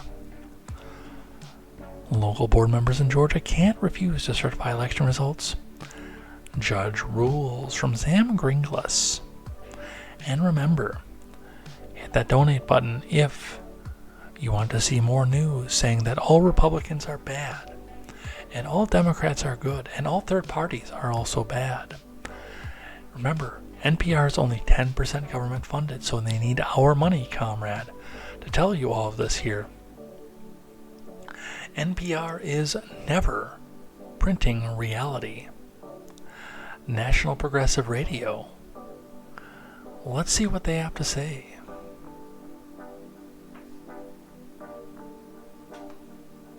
Local election board members in Georgia cannot refuse to certify election results in any scenario, even if they report concerns about fraud or errors, a state judge ruled on Tuesday.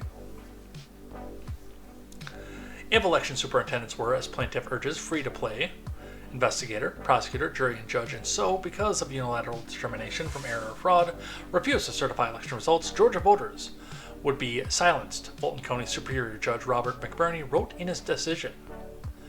Our Constitution and our election code do not allow for that to happen.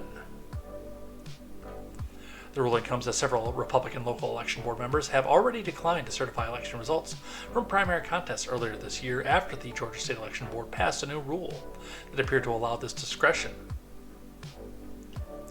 Georgia's Republican Secretary of State has long emphasized that certification is not optional under Georgia law. Julie Adams, a Republican on the Fulton County Board of Elections, asked the court to rule that her duty to certify is discretionary, not mandatory. Adams has declined to certify multiple elections this year.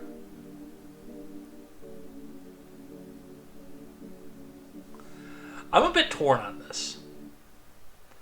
And partially it's because of compulsion of labor. If you compel somebody to do something, that person becomes a word that starts with an S that I probably cannot say on YouTube. You're not an elected official at that point. You're a slave. We'll see if I get monetized for that. But with that being said, after any challenge has been brought forward, dismissed, reviewed, or otherwise, you shouldn't be able to hold up the process anymore. But if you just go back in and blindly rubber stamp whatever it is that the voters say without any question or anything else, or the ability to stand back and say, hey, can I get a second look at this? I don't like that either. I want to get results as soon as humanly possible. In situations like this, I do. But I also want there to be ample time and ability and discretion to go back and challenge these results, which I am not seeing when I see a decision like this. So, I don't know, man. I'm on the fence with this one.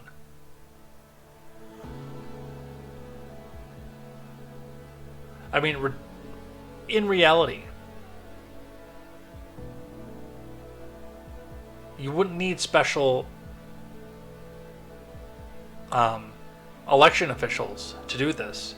You could just pull some college kid off the street if all you wanted to do was have them go stamp, stamp, stamp, stamp, stamp, because it's always 5 stamps. Done, certified.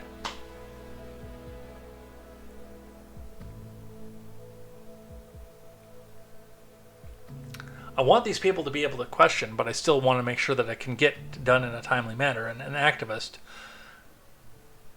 who has a certain agenda in mind can't sit and hold up the process forever either.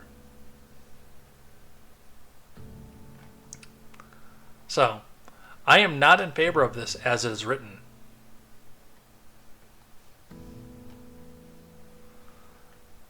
I think it could be modified and actually made into something I'm in favor of. So, I got this one here, speaking of election news, that got openly debunked, and then actually the post from Kamala's wins got taken down because I think they realized it was in such bad taste to make fun of a medical emergency for political gain. But we'll read from ABC News first. Let's get the live chat back up.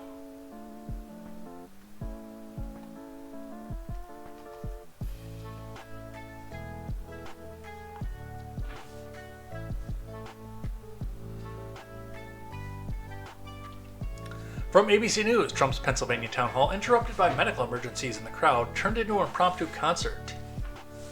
From Kelsey Walsh, Lali Ipsa, and Sue Rin Kim. Former President Trump's town hall in Oaks, Pennsylvania on Monday was interrupted twice by medical emergencies in very warm Greater Philadelphia Expo Center and Fairgrounds before he pivoted, turning the concert into an impromptu concert. Turning the event is what I think they meant to say, but I mean, you could see on the screen right here, they did say turning the concert into an impromptu concert, where he stood on stage swaying to music for nearly 45 minutes. There was a medical emergency that required an attendee to be placed on a stretcher about 30 minutes into the event, and the crowd started singing God Bless America. Trump requested that Ave Maria be played on the loudspeakers as medics tended to the man. Moments later, there was a second medical emergency. The safety and well-being of President Trump supporters is always his top priority, Carolyn Leavitt, Trump's campaign press secretary, said in a statement to ABC News after the event. The two individuals who fainted were immediately given medical attention. As Trump said tonight, they are great patriots, Leavitt said. Trump took 4 questions before the first medical emergency occurred. Following the medical emergencies, Trump requested the doors be opened, but he was advised that for security reasons that wasn't possible. Because 2 people have tried to shoot the motherfucker.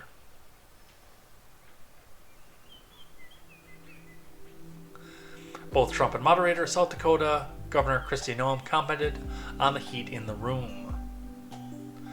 Open the doors. I wish we could open the doors to go outside, Trump said. For security reasons, they can't, but you know what I suggest? Open them. Because anybody comes through those doors, you know what's going to happen to them. Unfortunately, after 2 events that have involved you, Mr. President, Mr. Former President, no, we do not know what would happen to them. I'm just saying.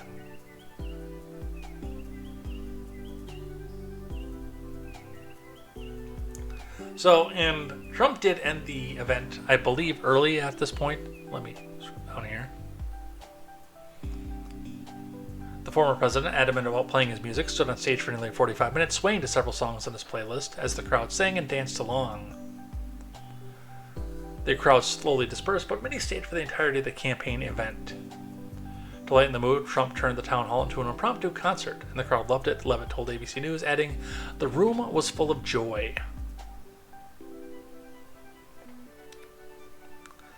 So it looks like the question stopped at that point, but he was still out there. But unfortunately, as it was getting late, because he was up there for an additional hour, and I mean, having been to a Trump rally again, I know that he gets there when he gets there.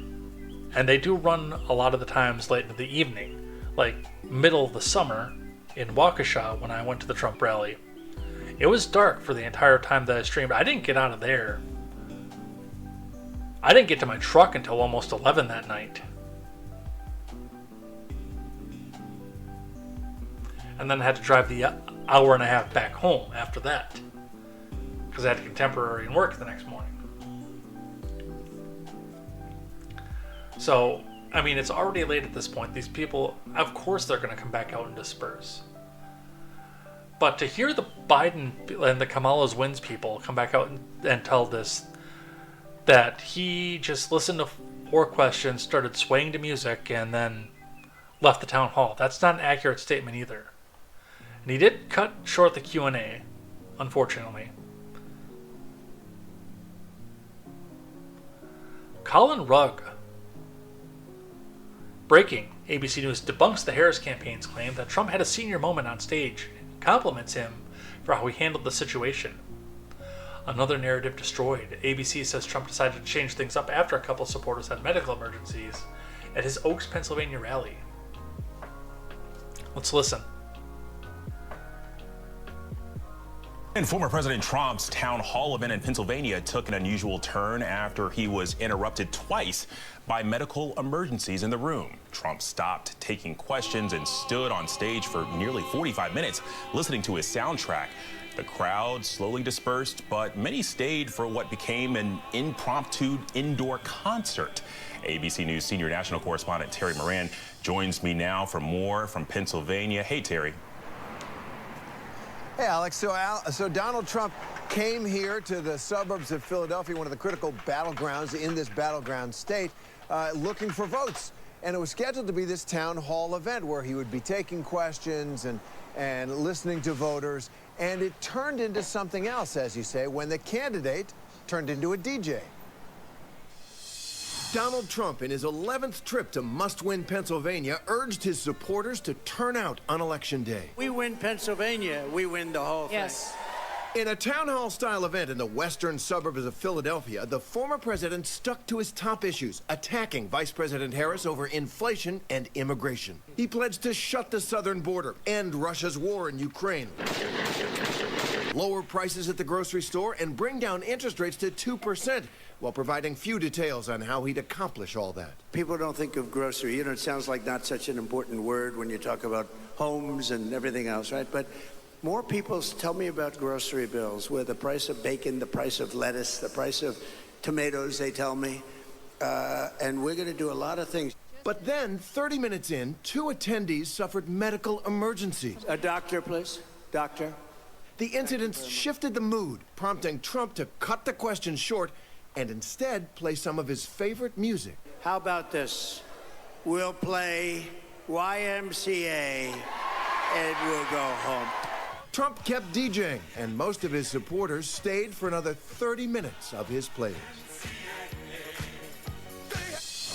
Well, in certain quarters of social media, people had a field day with that, and I guess on the screens it might have looked quite strange. Inside that hall, however, people were having a good time. What can I tell you? It did not seem out of the ordinary. It seemed almost intimate, and at the end, Trump did something he very rarely does. He came down off the stage and mingled with his supporters. He was signing autographs and shaking hands and the like. Today, he's doing an interview with Bloomberg in Chicago, and then he's heading to another battleground state, Georgia, for a rally tonight. And former President. So, yeah, the story they tried to say where he was just up there having a senior moment, that wasn't the case. All right. Virginia, which I think is still going to go Harris, but I think is in play. I think that one's going to be tighter than a lot of people think. But Glenn Youngkin says, with less than 30 days until the election, the Biden-Harris Department of Justice is filing an unprecedented lawsuit against me and the Commonwealth for appropriately enforcing an 2006 law to remove non-citizens from the voter rolls. Virginians and Americans will see this for exactly what it is, a desperate attempt to attack the legitimacy of elections in the Commonwealth, a very crucible for American democracy. So, let's see what's going on there from USA Today. Youngkin says he's purging voter rolls of non-citizens. DOJ says citizens are victims. From Bart Jansen. The DOJ sued Virginia Friday to prevent it from canceling voter registrations in violation of federal law. But Glenn Youngkin says canceling the registration of suspended non-citizens has been state policy for 18 years. Non-citizens account for roughly 1 out of a million votes cast, according to studies. The lawsuit faults the state for removing voters from the registration rolls within 90 days of the election, which is prohibited under the 1993 federal voting law. The DOJ asked a federal judge to order the state to restore the registration of voters who were dropped from the rolls since August 7th, which, by the way, was 90 days before the election. The lawsuit also asked the judge to require training of local officials and poll workers to prevent confusion about eligible voters being accused of being non-citizens. Under the state law, Youngkin signed an executive order on August 7th to compare daily the list of people who identified as non-citizens at the Department of Motor Vehicles with the list of registered voters. Local registrars then notify anyone selected for cancellation of their registration to affirm their citizenship within 14 days. If the voter doesn't respond by that deadline, the person will be removed from the registration rolls. Assistant AG Kristen Clark, head of the Civil Rights Division, said in a statement the policy places qualified voters in jeopardy of being removed from the rolls and creates the risk of confusion for the electorate.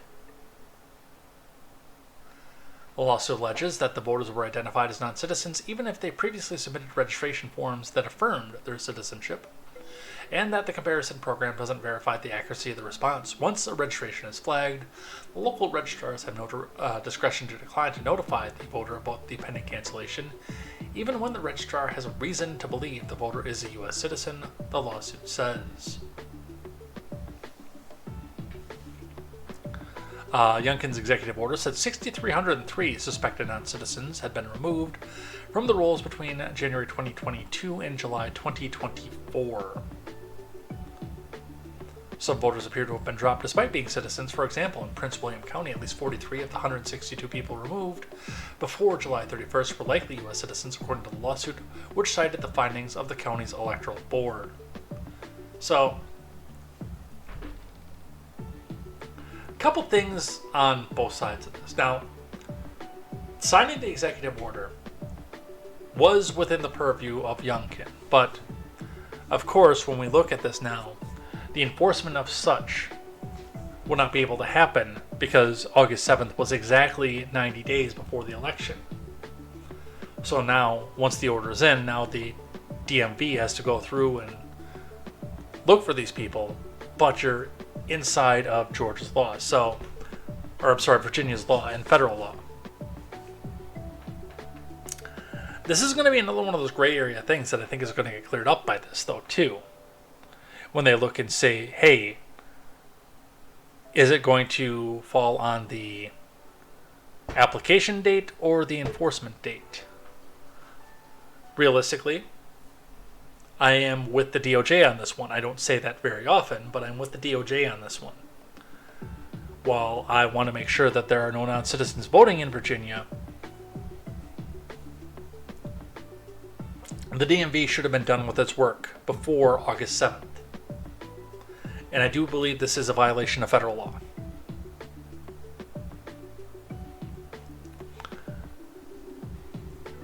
I think the hope was the fact that because Youngkin signed it on August 7th, that means that no challenge would be valid after the fact, because that would be interfering with the voter rolls within 90 days.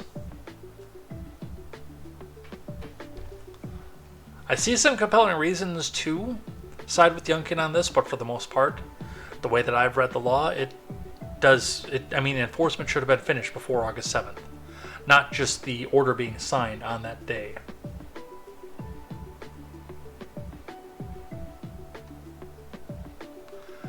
The Kobesi letters. Boeing is cutting 17,000 jobs, or 10% of its workforce. Gee, I wonder what that's going to do for the very last jobs report before Elections Day.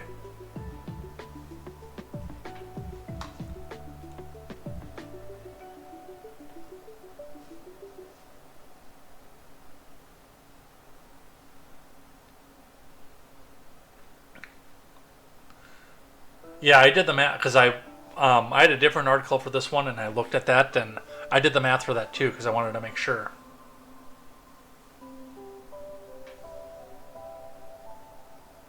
I had the same question you did, Pom. Alright, from Reuters. Boeing prepares layoff notices for thousands of workers as turmoil deepens. From Allison Lampert and David Shepardson and Tim Heffer. But don't worry, the economy is great.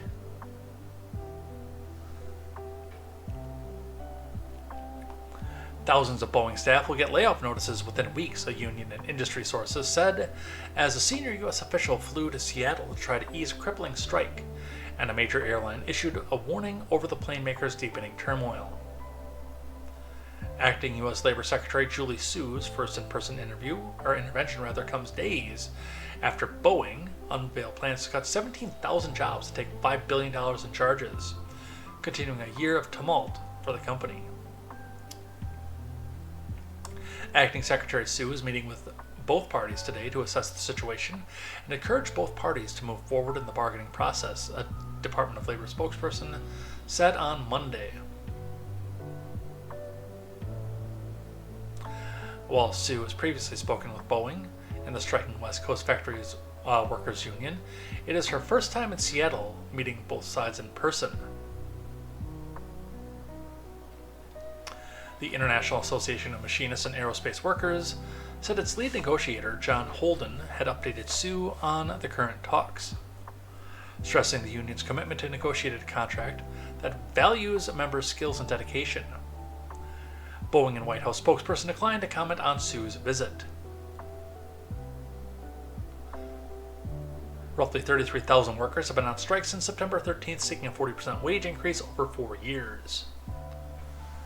Boeing will, next month, send out 60-day notices to thousands of workers, including many in its commercial aviation division, meaning those staff will leave the company in mid-January, one source familiar with the matter said. A second phase of notices, if needed, could be rolled out in December, the source said. So, between the doors blowing off and the strike, it's finally coming home to roost for Boeing. 17,000 jobs, plus they're borrowing tens of billions of dollars. From Chris Isidore. Cash-starved Boeing, contending with massive financial losses from a crippling strike and years of operational and safety problems, is turning to major banks and Wall Street to raise tens of billions of dollars in cash. In a regulatory filing early Tuesday, the company announced plans to borrow $10 billion from a consortium. Wow. I'm not even over the 2-hour mark yet, and I'm starting to trip over my word. From a consortium of banks. It's also separately announced plans to raise $25 billion by selling stock and debt. The $10 billion borrowing plans would be included in the $25 billion that Boeing filed to raise. The company's debt surged in the last 6 years as Boeing reported core operating losses of more than $33 billion. Its commercial airplane production has ground to a near halt by a month-long strike by 33,000 members of the International Association of Machinists. Talks between Boeing and IAM broke down last week, with no new negotiations planned. On Friday, Boeing's new CEO, Kelly Ortberg, announced plans to cut 10% of the worldwide staff of 171,000 workers.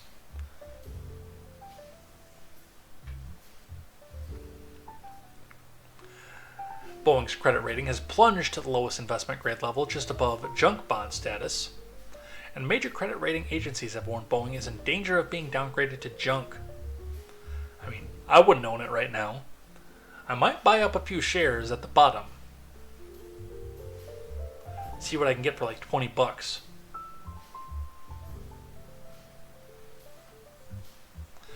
Because one thing with Boeing is it's still a defense contractor. So at some point, if the economy turns back around, it's still going to go up, I think. This is not official financial advice. It's something I'm going to take a risk on. Possibly. Before you take a risk on it, consult with your financial advisor, who can give you official financial advice.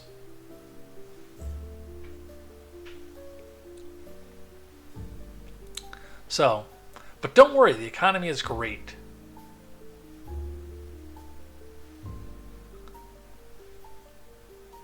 Alright, couple more things I want to get to today. In foreign news, just in case you were worried that we weren't going to get into a war before Election Day, the U.S. to deploy about 100 troops to operate advanced anti-missile system in Iran amid heightened tensions. Translation: the U.S. is about to put 100 sitting ducks in Israel, hoping and praying that one of them gets killed in an Iranian bombing so we have an excuse to go to war. From a Natasha Bertrand. The U.S. will send an advanced anti-missile system and U.S. troops to operate it, in spite of the fact that the Israeli military is more than capable. I'm just saying.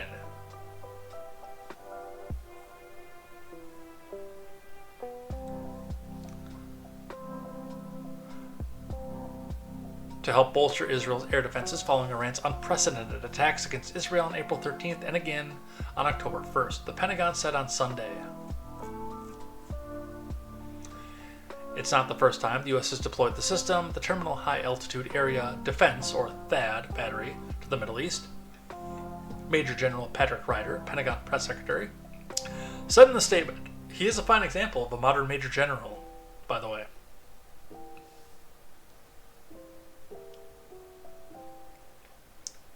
And the system was also deployed to Israel in 2019 for an exercise. but the deployment of additional U.S. troops to Israel is notable amid the heightened tensions between Israel and Iran. You remember in Mario RPG, for those of you who are following along with the video gaming side of this channel, in Super Mario RPG, when we fought Boyer in the, I think, second episode? Yeah, second episode. When we fought Boyer and met up with Gino, and all the mushrooms that were walking around in Rosetown had the little targets on their head, on their mushroom caps. That's what I imagine these US soldiers as. Their helmets are special painted white with rings going around the top of them. Special issue from the Pentagon.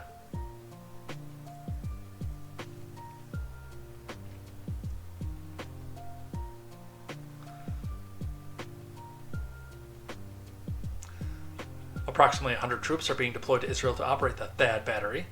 According to U.S. defense official, it's rare for U.S. troops to deploy inside of Israel, but this is a typical number of troops to operate the anti-missile defense system.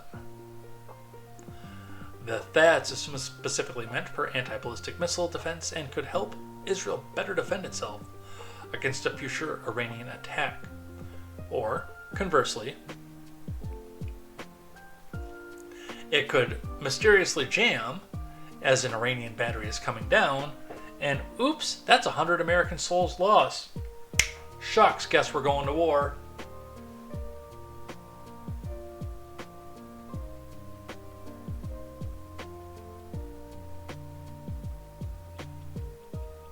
The THAAD system is specifically meant for anti-ballistic missiles and could help Israel better defend itself against a future Iranian attack if Iran decides to respond to any Israeli strike. So, here we go.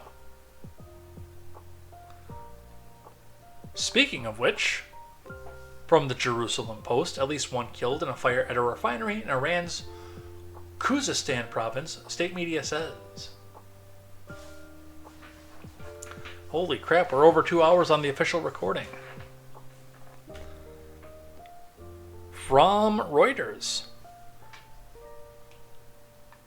At least one person was killed in a fire at the Pars Petro Shushtar refinery in Iran's Khuzestan province.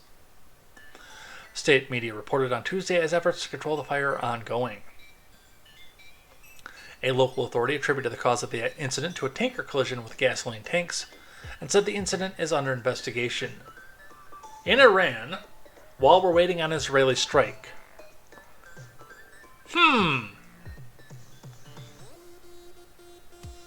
My condolences go out to the family of the person who was killed in the midst of this.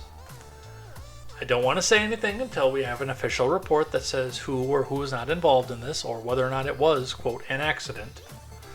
But this is another one of those where I have a lot of questions. They didn't give us a lot of details either. There is rumor, by the way, that this particular refinery does have connection to Iran's nuclear program.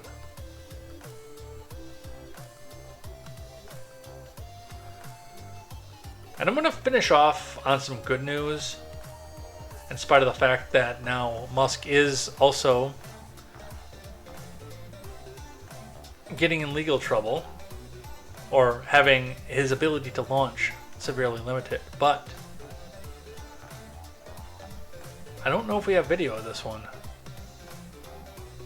If not, I will find it. I will find it. We don't have it in this one. Do I have it in this one?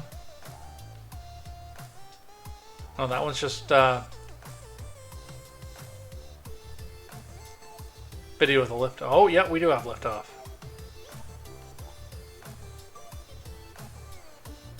Okay, so we'll go to the USA Today for the video. But we will read from CBS News. Why am I quoting the movie Taken? I've only seen that movie once, so you might have to help me out with that one. I have seen that movie. It was good. I liked it.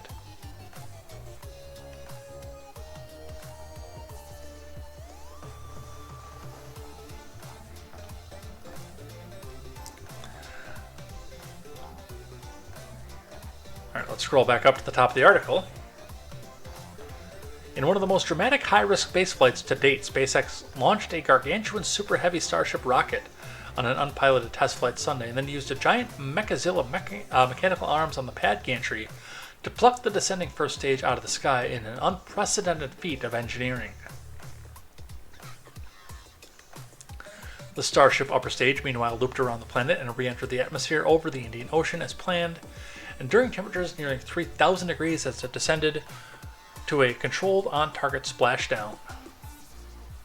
The spacecraft came through the hellish heat of re-entry in relatively good condition, protected by improved heat shield tiles and beefed up steering fins that worked as needed while engulfed in a fireball of atmospheric friction.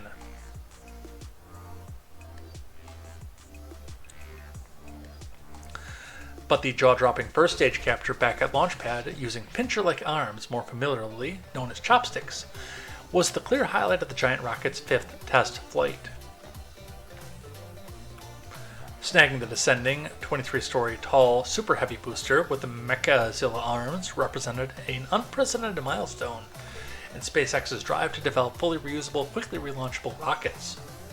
A technological tour de force unmatched in the history of earlier space programs relying on expendable, throwaway rockets. Big step towards making life multiplanetary was made today, Elon Musk said in social media platform X.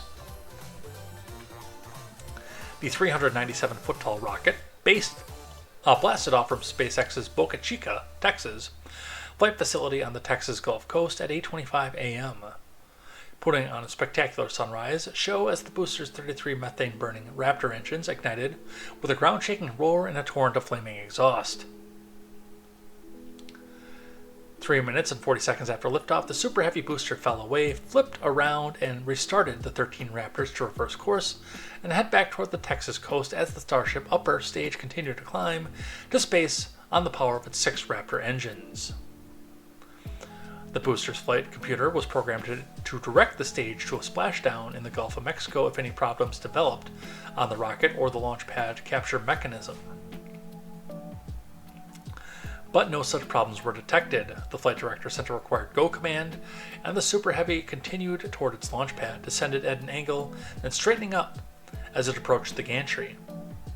As it approached, slowly dropped down behind the tower, the 2 mechanical arms smoothly moved to grab the rocket as its engines shut down. Let's watch.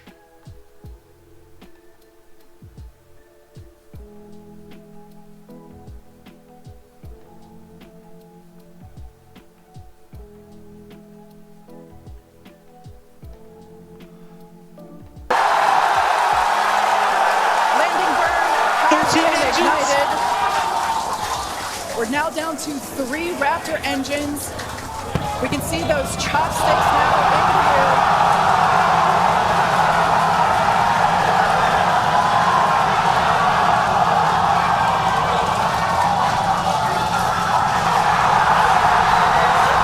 Booster under current shutdown. Mechazilla has caught the booster.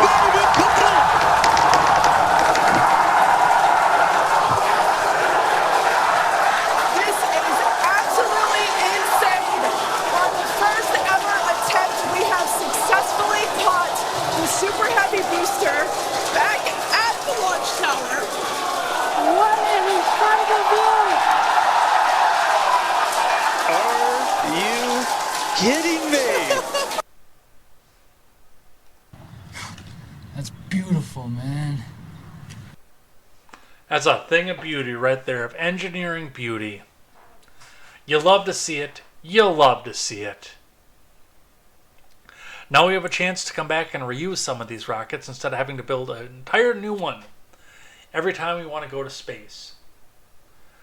I know there are going to be some regulations now on checking the construction over, but not having to start from scratch every single time you want to go to space is going to be a huge move forward.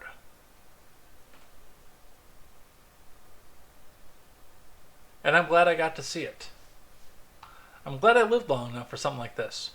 Now, matter-antimatter engines at some point, possibly within my lifetime.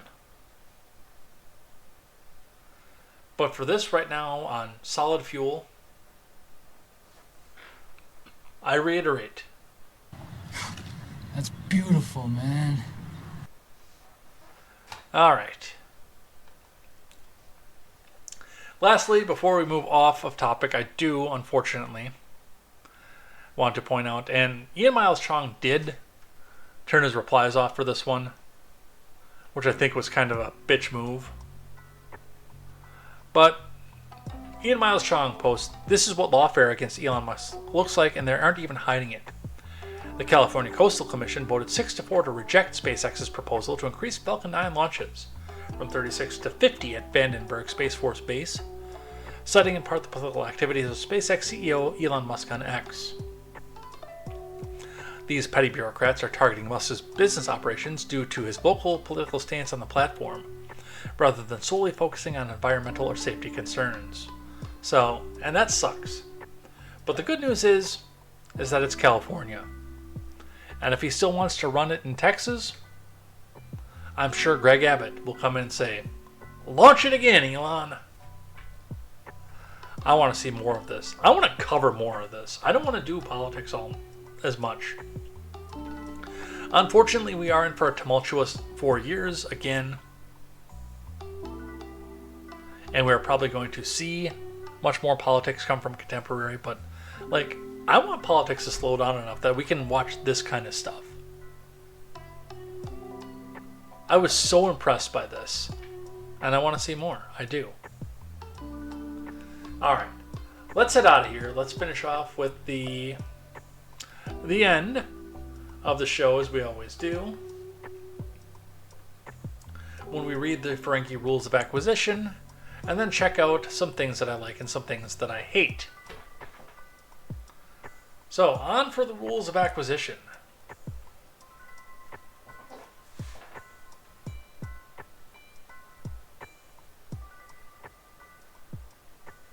Mentioned young Sheldon let him do a cameo that he used Sheldon's calculations to pull that off. I don't know. I didn't know about that. I'll have to look into that.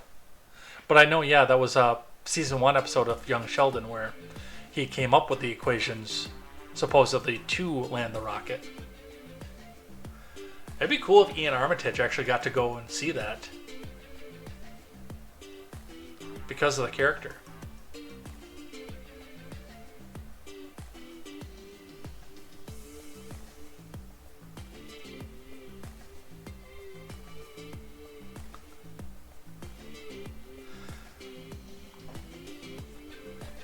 Alright, so every week we read the Ferengi Rules of Acquisition, a list of what are the equivalent of commandments in the Ferengi religion that dictate how you conduct business with other Ferengi and other species in the galaxy.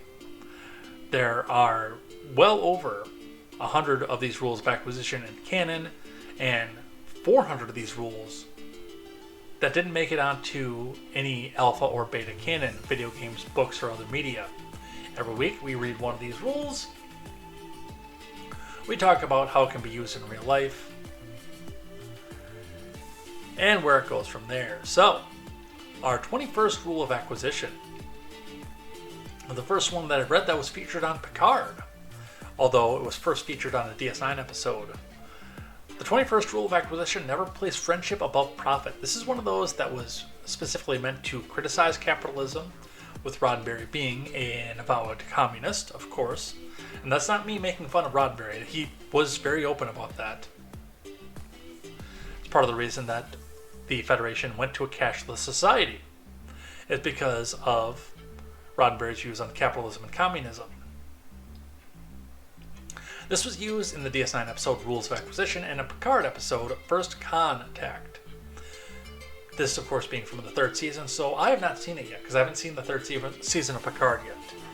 And it's not coming back for number 4, unfortunately. I liked Picard. I'm in a very, very, very small boat of Trek fans in liking Picard, but, like, the art direction is what got me, not necessarily the writing. The writing sucked. Full disclosure. But if we can get a shot-for-shot remake of Deep Space Nine in that art direction, I'd be in heaven. Alright. Never place friendship above profit. So, the way that they do things, and this is a criticism of the way that people exploit each other for money, even if they know each other. But the way that this can be taken when we look at this is you do need to make sure that you're taken care of in your own business ventures. Now, should you throw your friends under the bus over it? No. You should not. Not in the name of profit. You shouldn't throw your friends under the bus for anything, but especially not in the name of profit. So, this is the critical one. This is the one that we cannot use in regular parlance. We call this a throwaway one.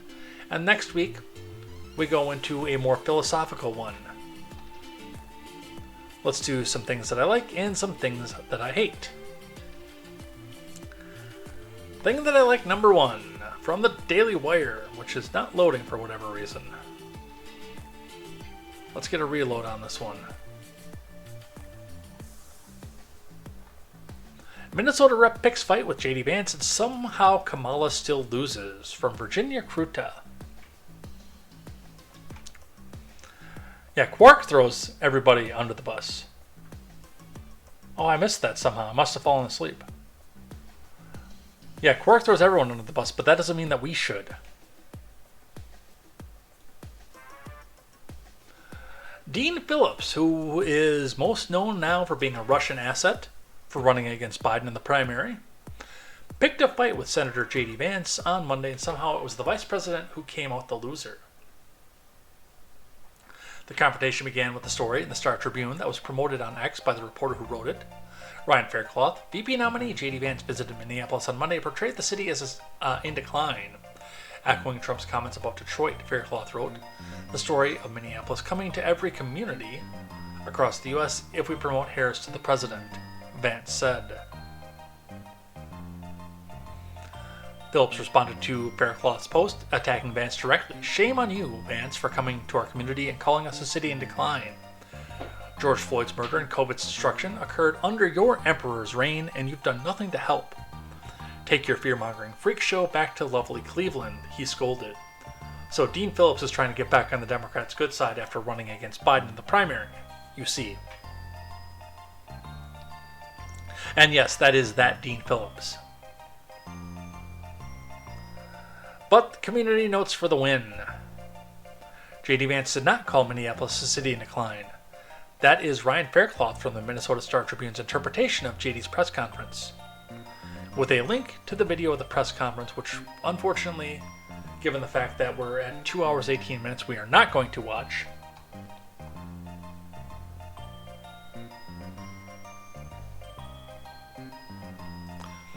Vance replied to Phillips' attack, noting that first that the Minnesota congressman was attributing a statement to Vance that was actually said by the journalist. "I never used the phrase city in decline. It was editorializing from a journalist. What did I say?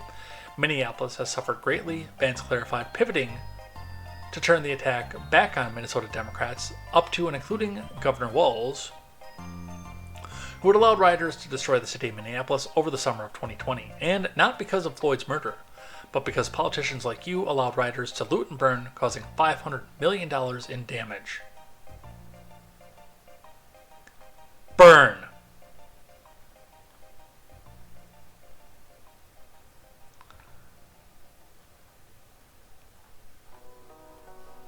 I have my issues with Minneapolis, but I think it can be saved. I just don't want to drive there. You see.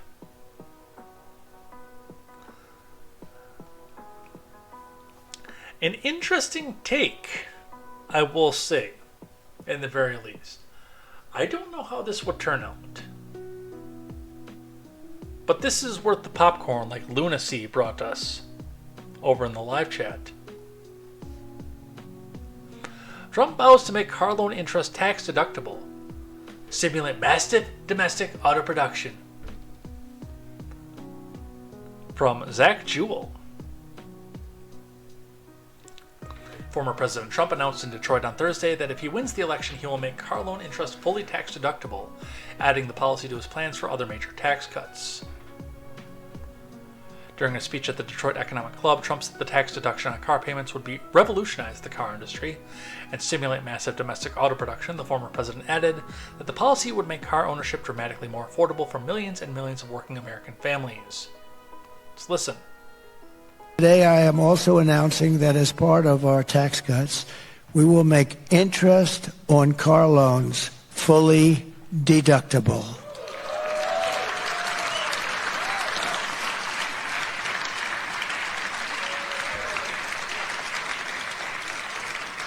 So a man who's, a lot of you people are in the car industry, actually I met a lot of them backstage. What do? I'm in the car industry. But a lot of them, and I told him about it, he's a very knowledgeable person. He said, here's a guy, he's done it all his life. He's sitting right over there, I don't want to embarrass him. But he said, where did you come up with that idea? That's the coolest thing. It's like the paperclip again, right? It's like the paperclip. Somebody comes up with the paperclip and everybody says, why the hell didn't I think of that, right? Somebody came up with a paperclip, I guess made a lot of money, and other people said, gee. But he said, I've been in the car industry all my life. I've never thought about that. So we're going to make it fully deductible, the interest payments. That's going to revolutionize your industry. This will stimulate massive domestic auto production and make car ownership dramatically more affordable for millions and millions of working American families. This is a phenomenal thing, if I do say so myself.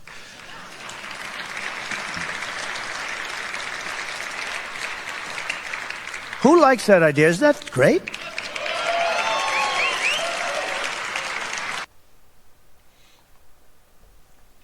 So there are a few sides to this, and I think all taxation is theft. I like the idea, though.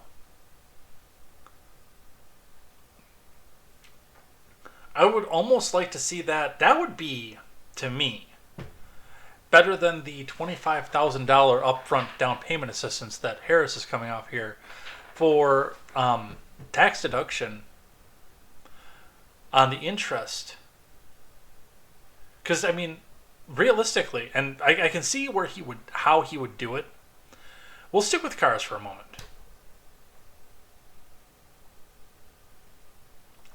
I can see where and how he would do it, because technically the interest, like the actual payment, you're holding when you do the principal, you're holding the value to it.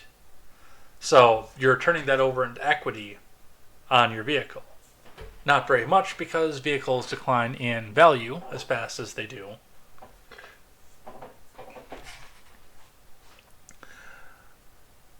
But the interest it's almost a negative, like you're not getting equity off of your interest. So to turn around and assign that to your federal tax as a knock against your income, that brings you down to a lower bracket, that brings your tax rate down. In some cases by quite a bit, actually, too.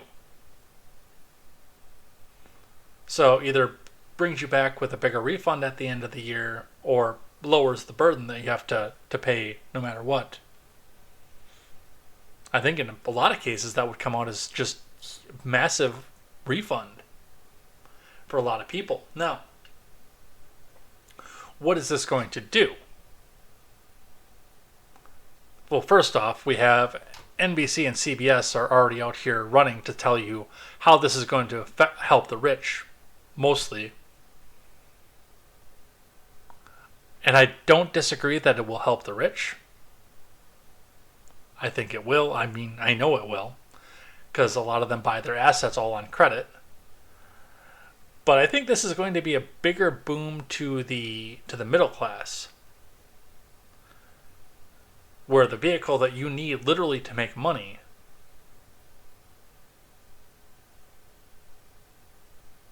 at some points for a lot of millennials and later Gen Z, it's the only tangible asset that they own, the only titled asset that they own. I think it's going to help them a lot more. I think it's going to be a bigger impact on them. Now, some of the ways that they're going when they talk about that's only going to help the rich is, the rich who can afford to go out and take a loan on all these cars and hold it out on credit forever and just continue to make the payments on the interest and everything else. A couple things with that, though, that would cause the rich then to take the loan through the bank. The bank would make more money that they can keep in circulation and also, invest more into the banking system with that, because they're not going out and paying cash for it, they're taking the loan out for it to try to take advantage of the tax credit. But realistically, you get your big three, you get more people buying on the manufacturer credit, like GMAC or Ford credit, etc.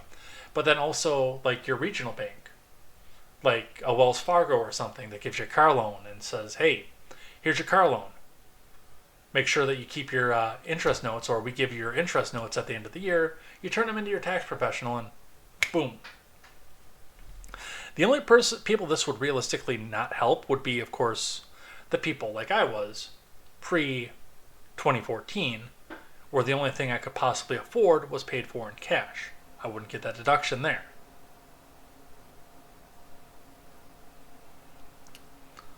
Because there was no way with the credit and where I was sitting at and the income that I had at the time that I could do anything. But, I mean, the income that I was having at the time, I was already getting most of my taxes back at that point. So there was no need to come back out and take the tax deduction off of that. Because I was already so poor that I wasn't contributing anything to society. I was at a net zero because I wasn't taking anything back out at that point either, but still. So, it's an interesting proposal. I don't know. I'd be curious to see if he would be able to do that because the IRS operates at executive fiat, or if Congress would have to make a law for this. And I think it's going to be on the latter side of that. But definitely something I'd be interested in looking into. And waiting to see if Harris comes up with this somehow on her campaign in a couple weeks. Alright.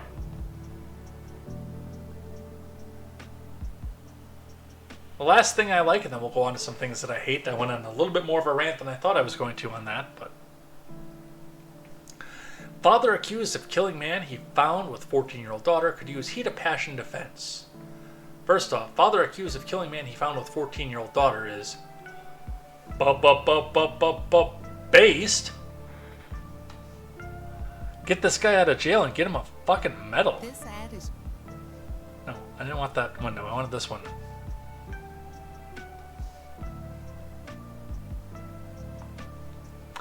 Defense lawyers for an Arkansas father accused of fatally shooting his 14-year-old daughter's suspected stalker will likely get charged against him reduced, according to an expert. Like I said, get rid of the charges and give the guy a fucking medal. Aaron Spencer, 36, reported his daughter missing last Tuesday, and Lonoke County Sheriff's Office deputies were dispatched to his home.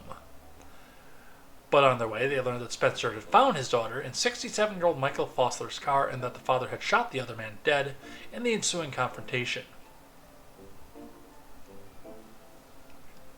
Spencer was arrested on a preliminary charge of first-degree murder, a Class Y felony, and booked into Lonoke County Detention Center. He was released the next day after posting bond. Spencer's wife, Heather, wrote on Facebook that Fossler had no contact order with his daughter for stalking and raping the 14-year-old over the summer, and that she and her husband feared Fossler might kill her. Before the confrontation on Tuesday, she said she and her husband were unaware that Fossler was again in contact with a minor. We absolutely called 911 during the entire event, she wrote. We had no idea that this man was in contact with our child again. He was waiting 6 to 9 felonies for what he did not to. He was looking at the rest of his pathetic life in jail, and our daughter was the only witness.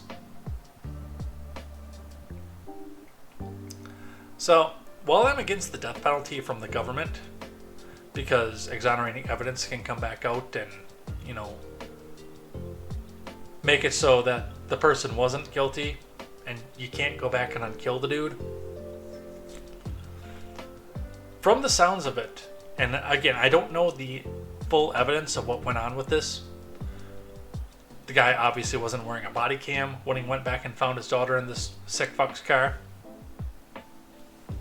But the fact that, number one, she was in the car, and then, number two, There are rumors going around that he was inside the daughter at the time on top of it. That should be all the justification one should need. There are very extenuating circumstances that I condone being judge, jury, and executioner at the same time. If all the rumors are true that I've heard, this would be one of them.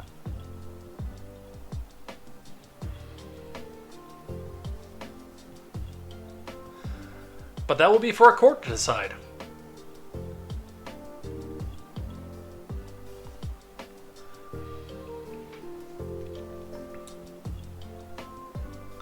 Now let's do a couple things that I hate.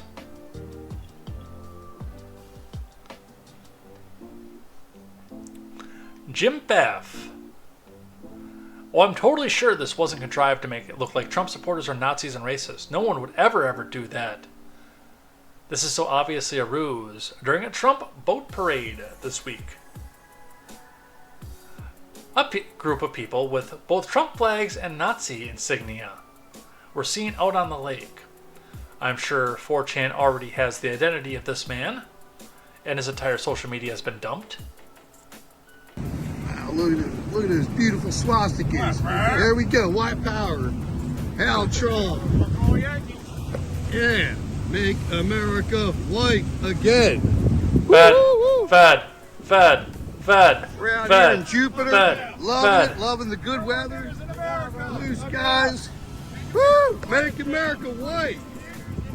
Let me see that sign, brother. Let me see that sign. There we go, man. My Pillow, 1488. Yeah, that is a fed. Wow, look at this. That is either a troll or a fed. Fuck off with that noise. Rolling Stone, though, who's no longer about music and now about how much they hate Trump. Trump-loving neo-Nazis crash mega boat parade. I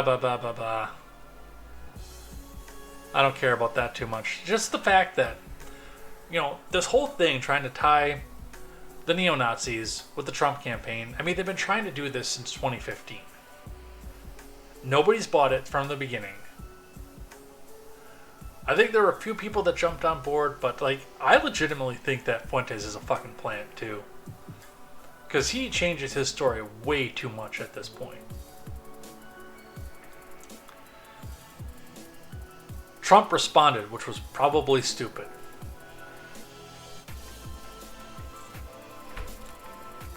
From Flynn Nichols.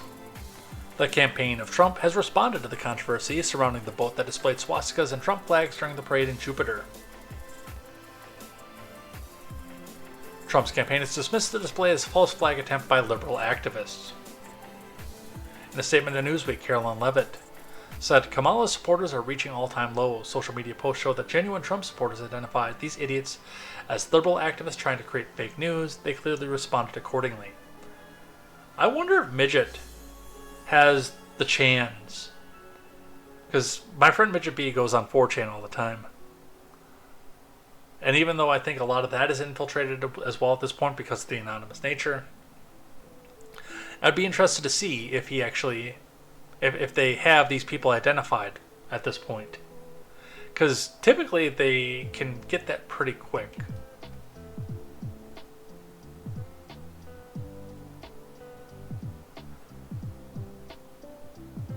Alright, a couple more here. So this is what Mr. Zed had asked about. I don't know a lot about this, but I want to read this with you guys here. Free Prince at Tyrannodara says the Defense Department, with the stroke of its pen, has quietly codified its right to deploy lethal force against its own citizens. Which, by the way, is not a new thing. I hate to tell you, this is not a drill. The reissue, and it was this word,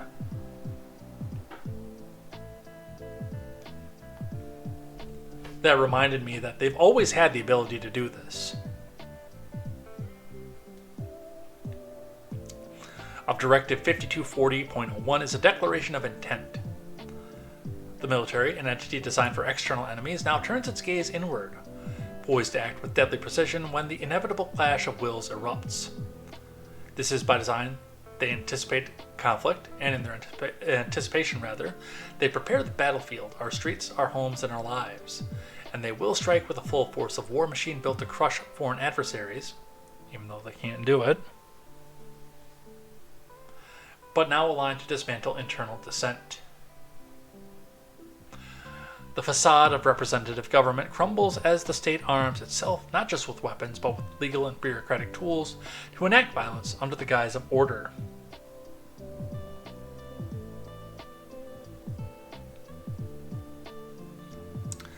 What was once unthinkable is now written, approved, and ready to be executed. This is not a preparation for defense, this is preparation for domination. Be warned, when state moves in silence, it's because it expects resistance. Martial law is always the goal.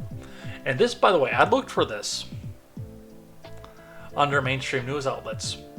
It's not there.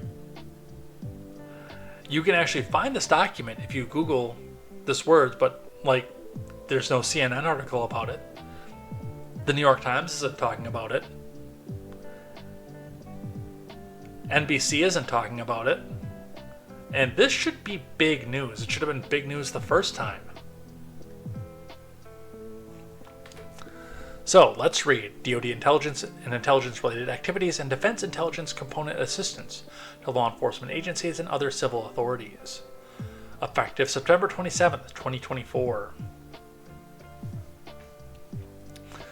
Some various legalese about the fact that it enacts, implements Executive Orders 12333 and 13388 and Title 50 U.S. Code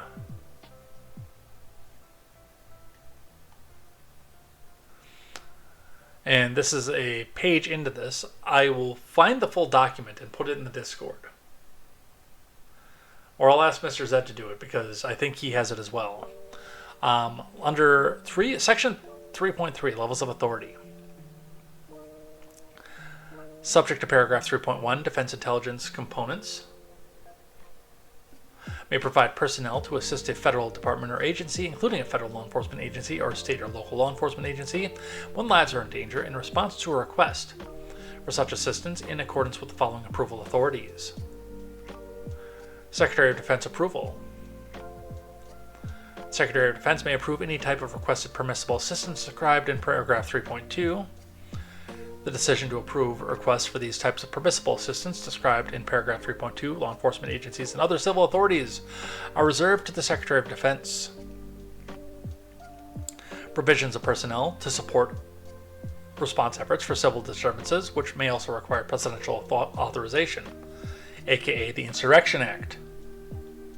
Response to chemical, biological, radiological, nuclear, and high-yield explosive incidences.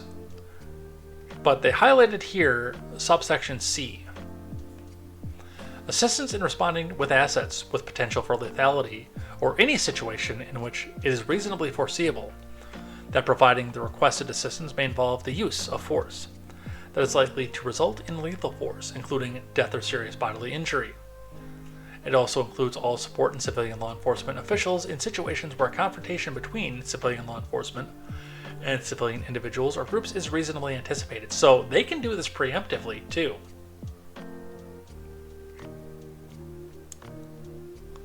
Such use of force must be in accordance with DODD 5210.56, potentially is further restricted based on the specifics of the requested support. So anytime there's the reasonable suspicion that there's going to be some sort of violence, the local authorities can call in the military, and the military, under the direction of the Department of Defense and the presidential authority, can come in and line it all up with tanks. This is serious shit right here. My default positions are anti-war and anti-government, and this violates both of them, because it sounds to me like the government is preparing to conduct war on its own citizens. I mean, are we going to be looking at Tiananmen Square in this country at some point here? I don't know. I'd like to look over this entire document at this point. I'll ask Mr. Zed if he can get it. He knows people. And I can say no more than that.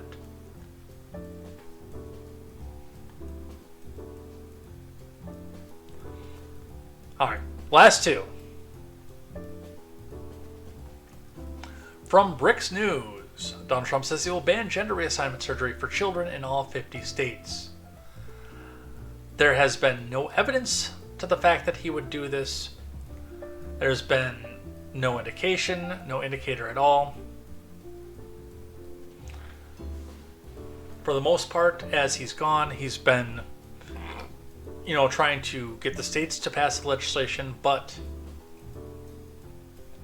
keeping his hands off of it, encouraging them, but no requirement, no executive order to do so.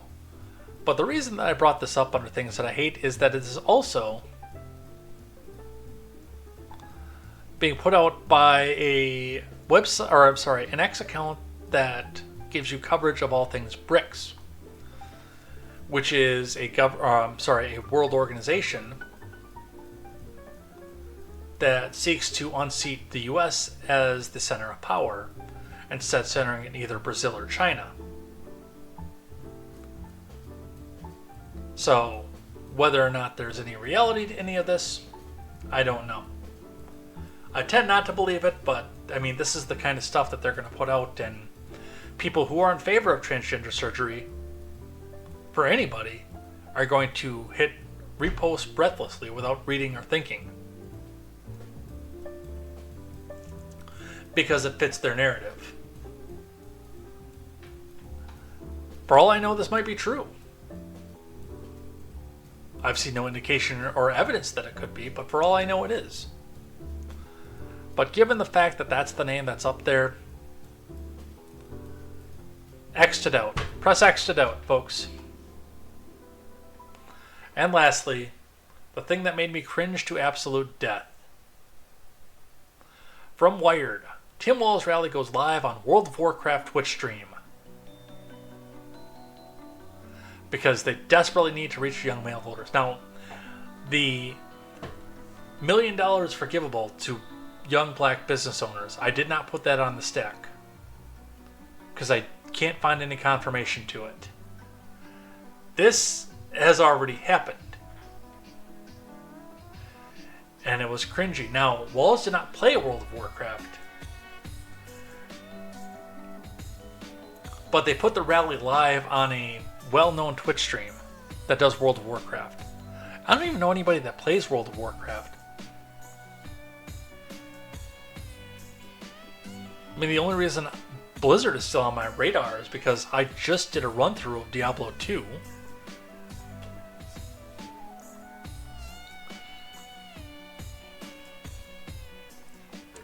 Harris's campaign is live streaming a Tim Walz rally from Arizona and Azeroth tonight. Yes, Azeroth, the planet from World of Warcraft. This will be the first time the Harris campaign will stream live gameplay on its Twitch account. The event, which will take place at 6:30 Eastern Time, will include a live feed of Walz's Arizona speech with Preheat, a Twitch creator, playing the game and providing commentary. Preheat is expected to highlight their connection to the campaign and encourage viewers to make a plan to vote. And this was put out on October 9th, 6 days ago. So this has already happened. I don't know anybody who watched this, but I mean, if I run over onto Twitch right now, oh, it's not up there anymore. For a while, there was always Kamala Harris was the top of the recommended channels. So Twitch might have their finger on the scale at this point as well. The Harris campaign launched its Twitch account in August, where it streamed the vice president's acceptance speech at the DNC. Joining Twitch was part of the campaign's strategy to reach young, disaffected voters, the campaign spokesperson said at the time. If Kamala Harris wants to reach voters on Twitch, she's going to have to wear fewer clothes. Ugh. Well, I'm not going to be eating dinner tonight.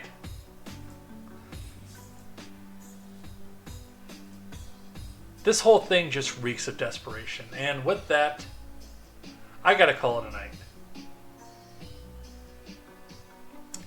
I still gotta get the audio platform up because I know Mr. Zed wants to listen to it. And I'll reach out to him and see if I can find a copy of the full document, not just the highlight reel that I had here. Whereas I had another scene, so now I don't know where all my other ones went. There it is.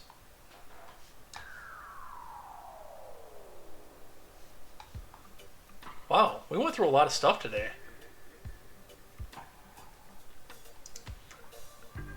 Two and 3/4 hours of contemporary. A lot of stuff there. Where's my outro music? There it is.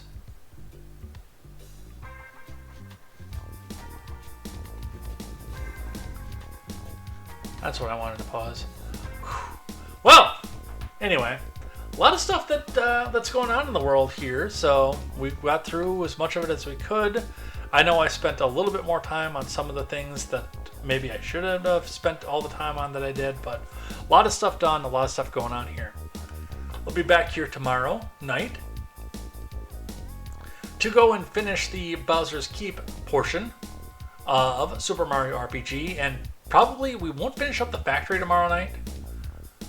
I know that me getting caught in the quiz sections and the action sections kind of set us back a little bit at the castle, so I thought I would be finishing up tomorrow night, but I don't think we will. But we'll at least get most of the way through. We'll probably get to BioShock before Halloween. I have to go and buy my Halloween costume yet too, so that'll be coming up here in the near future as well. Anyway, heading out of here tonight. Take care. Have a good night. Thanks for watching.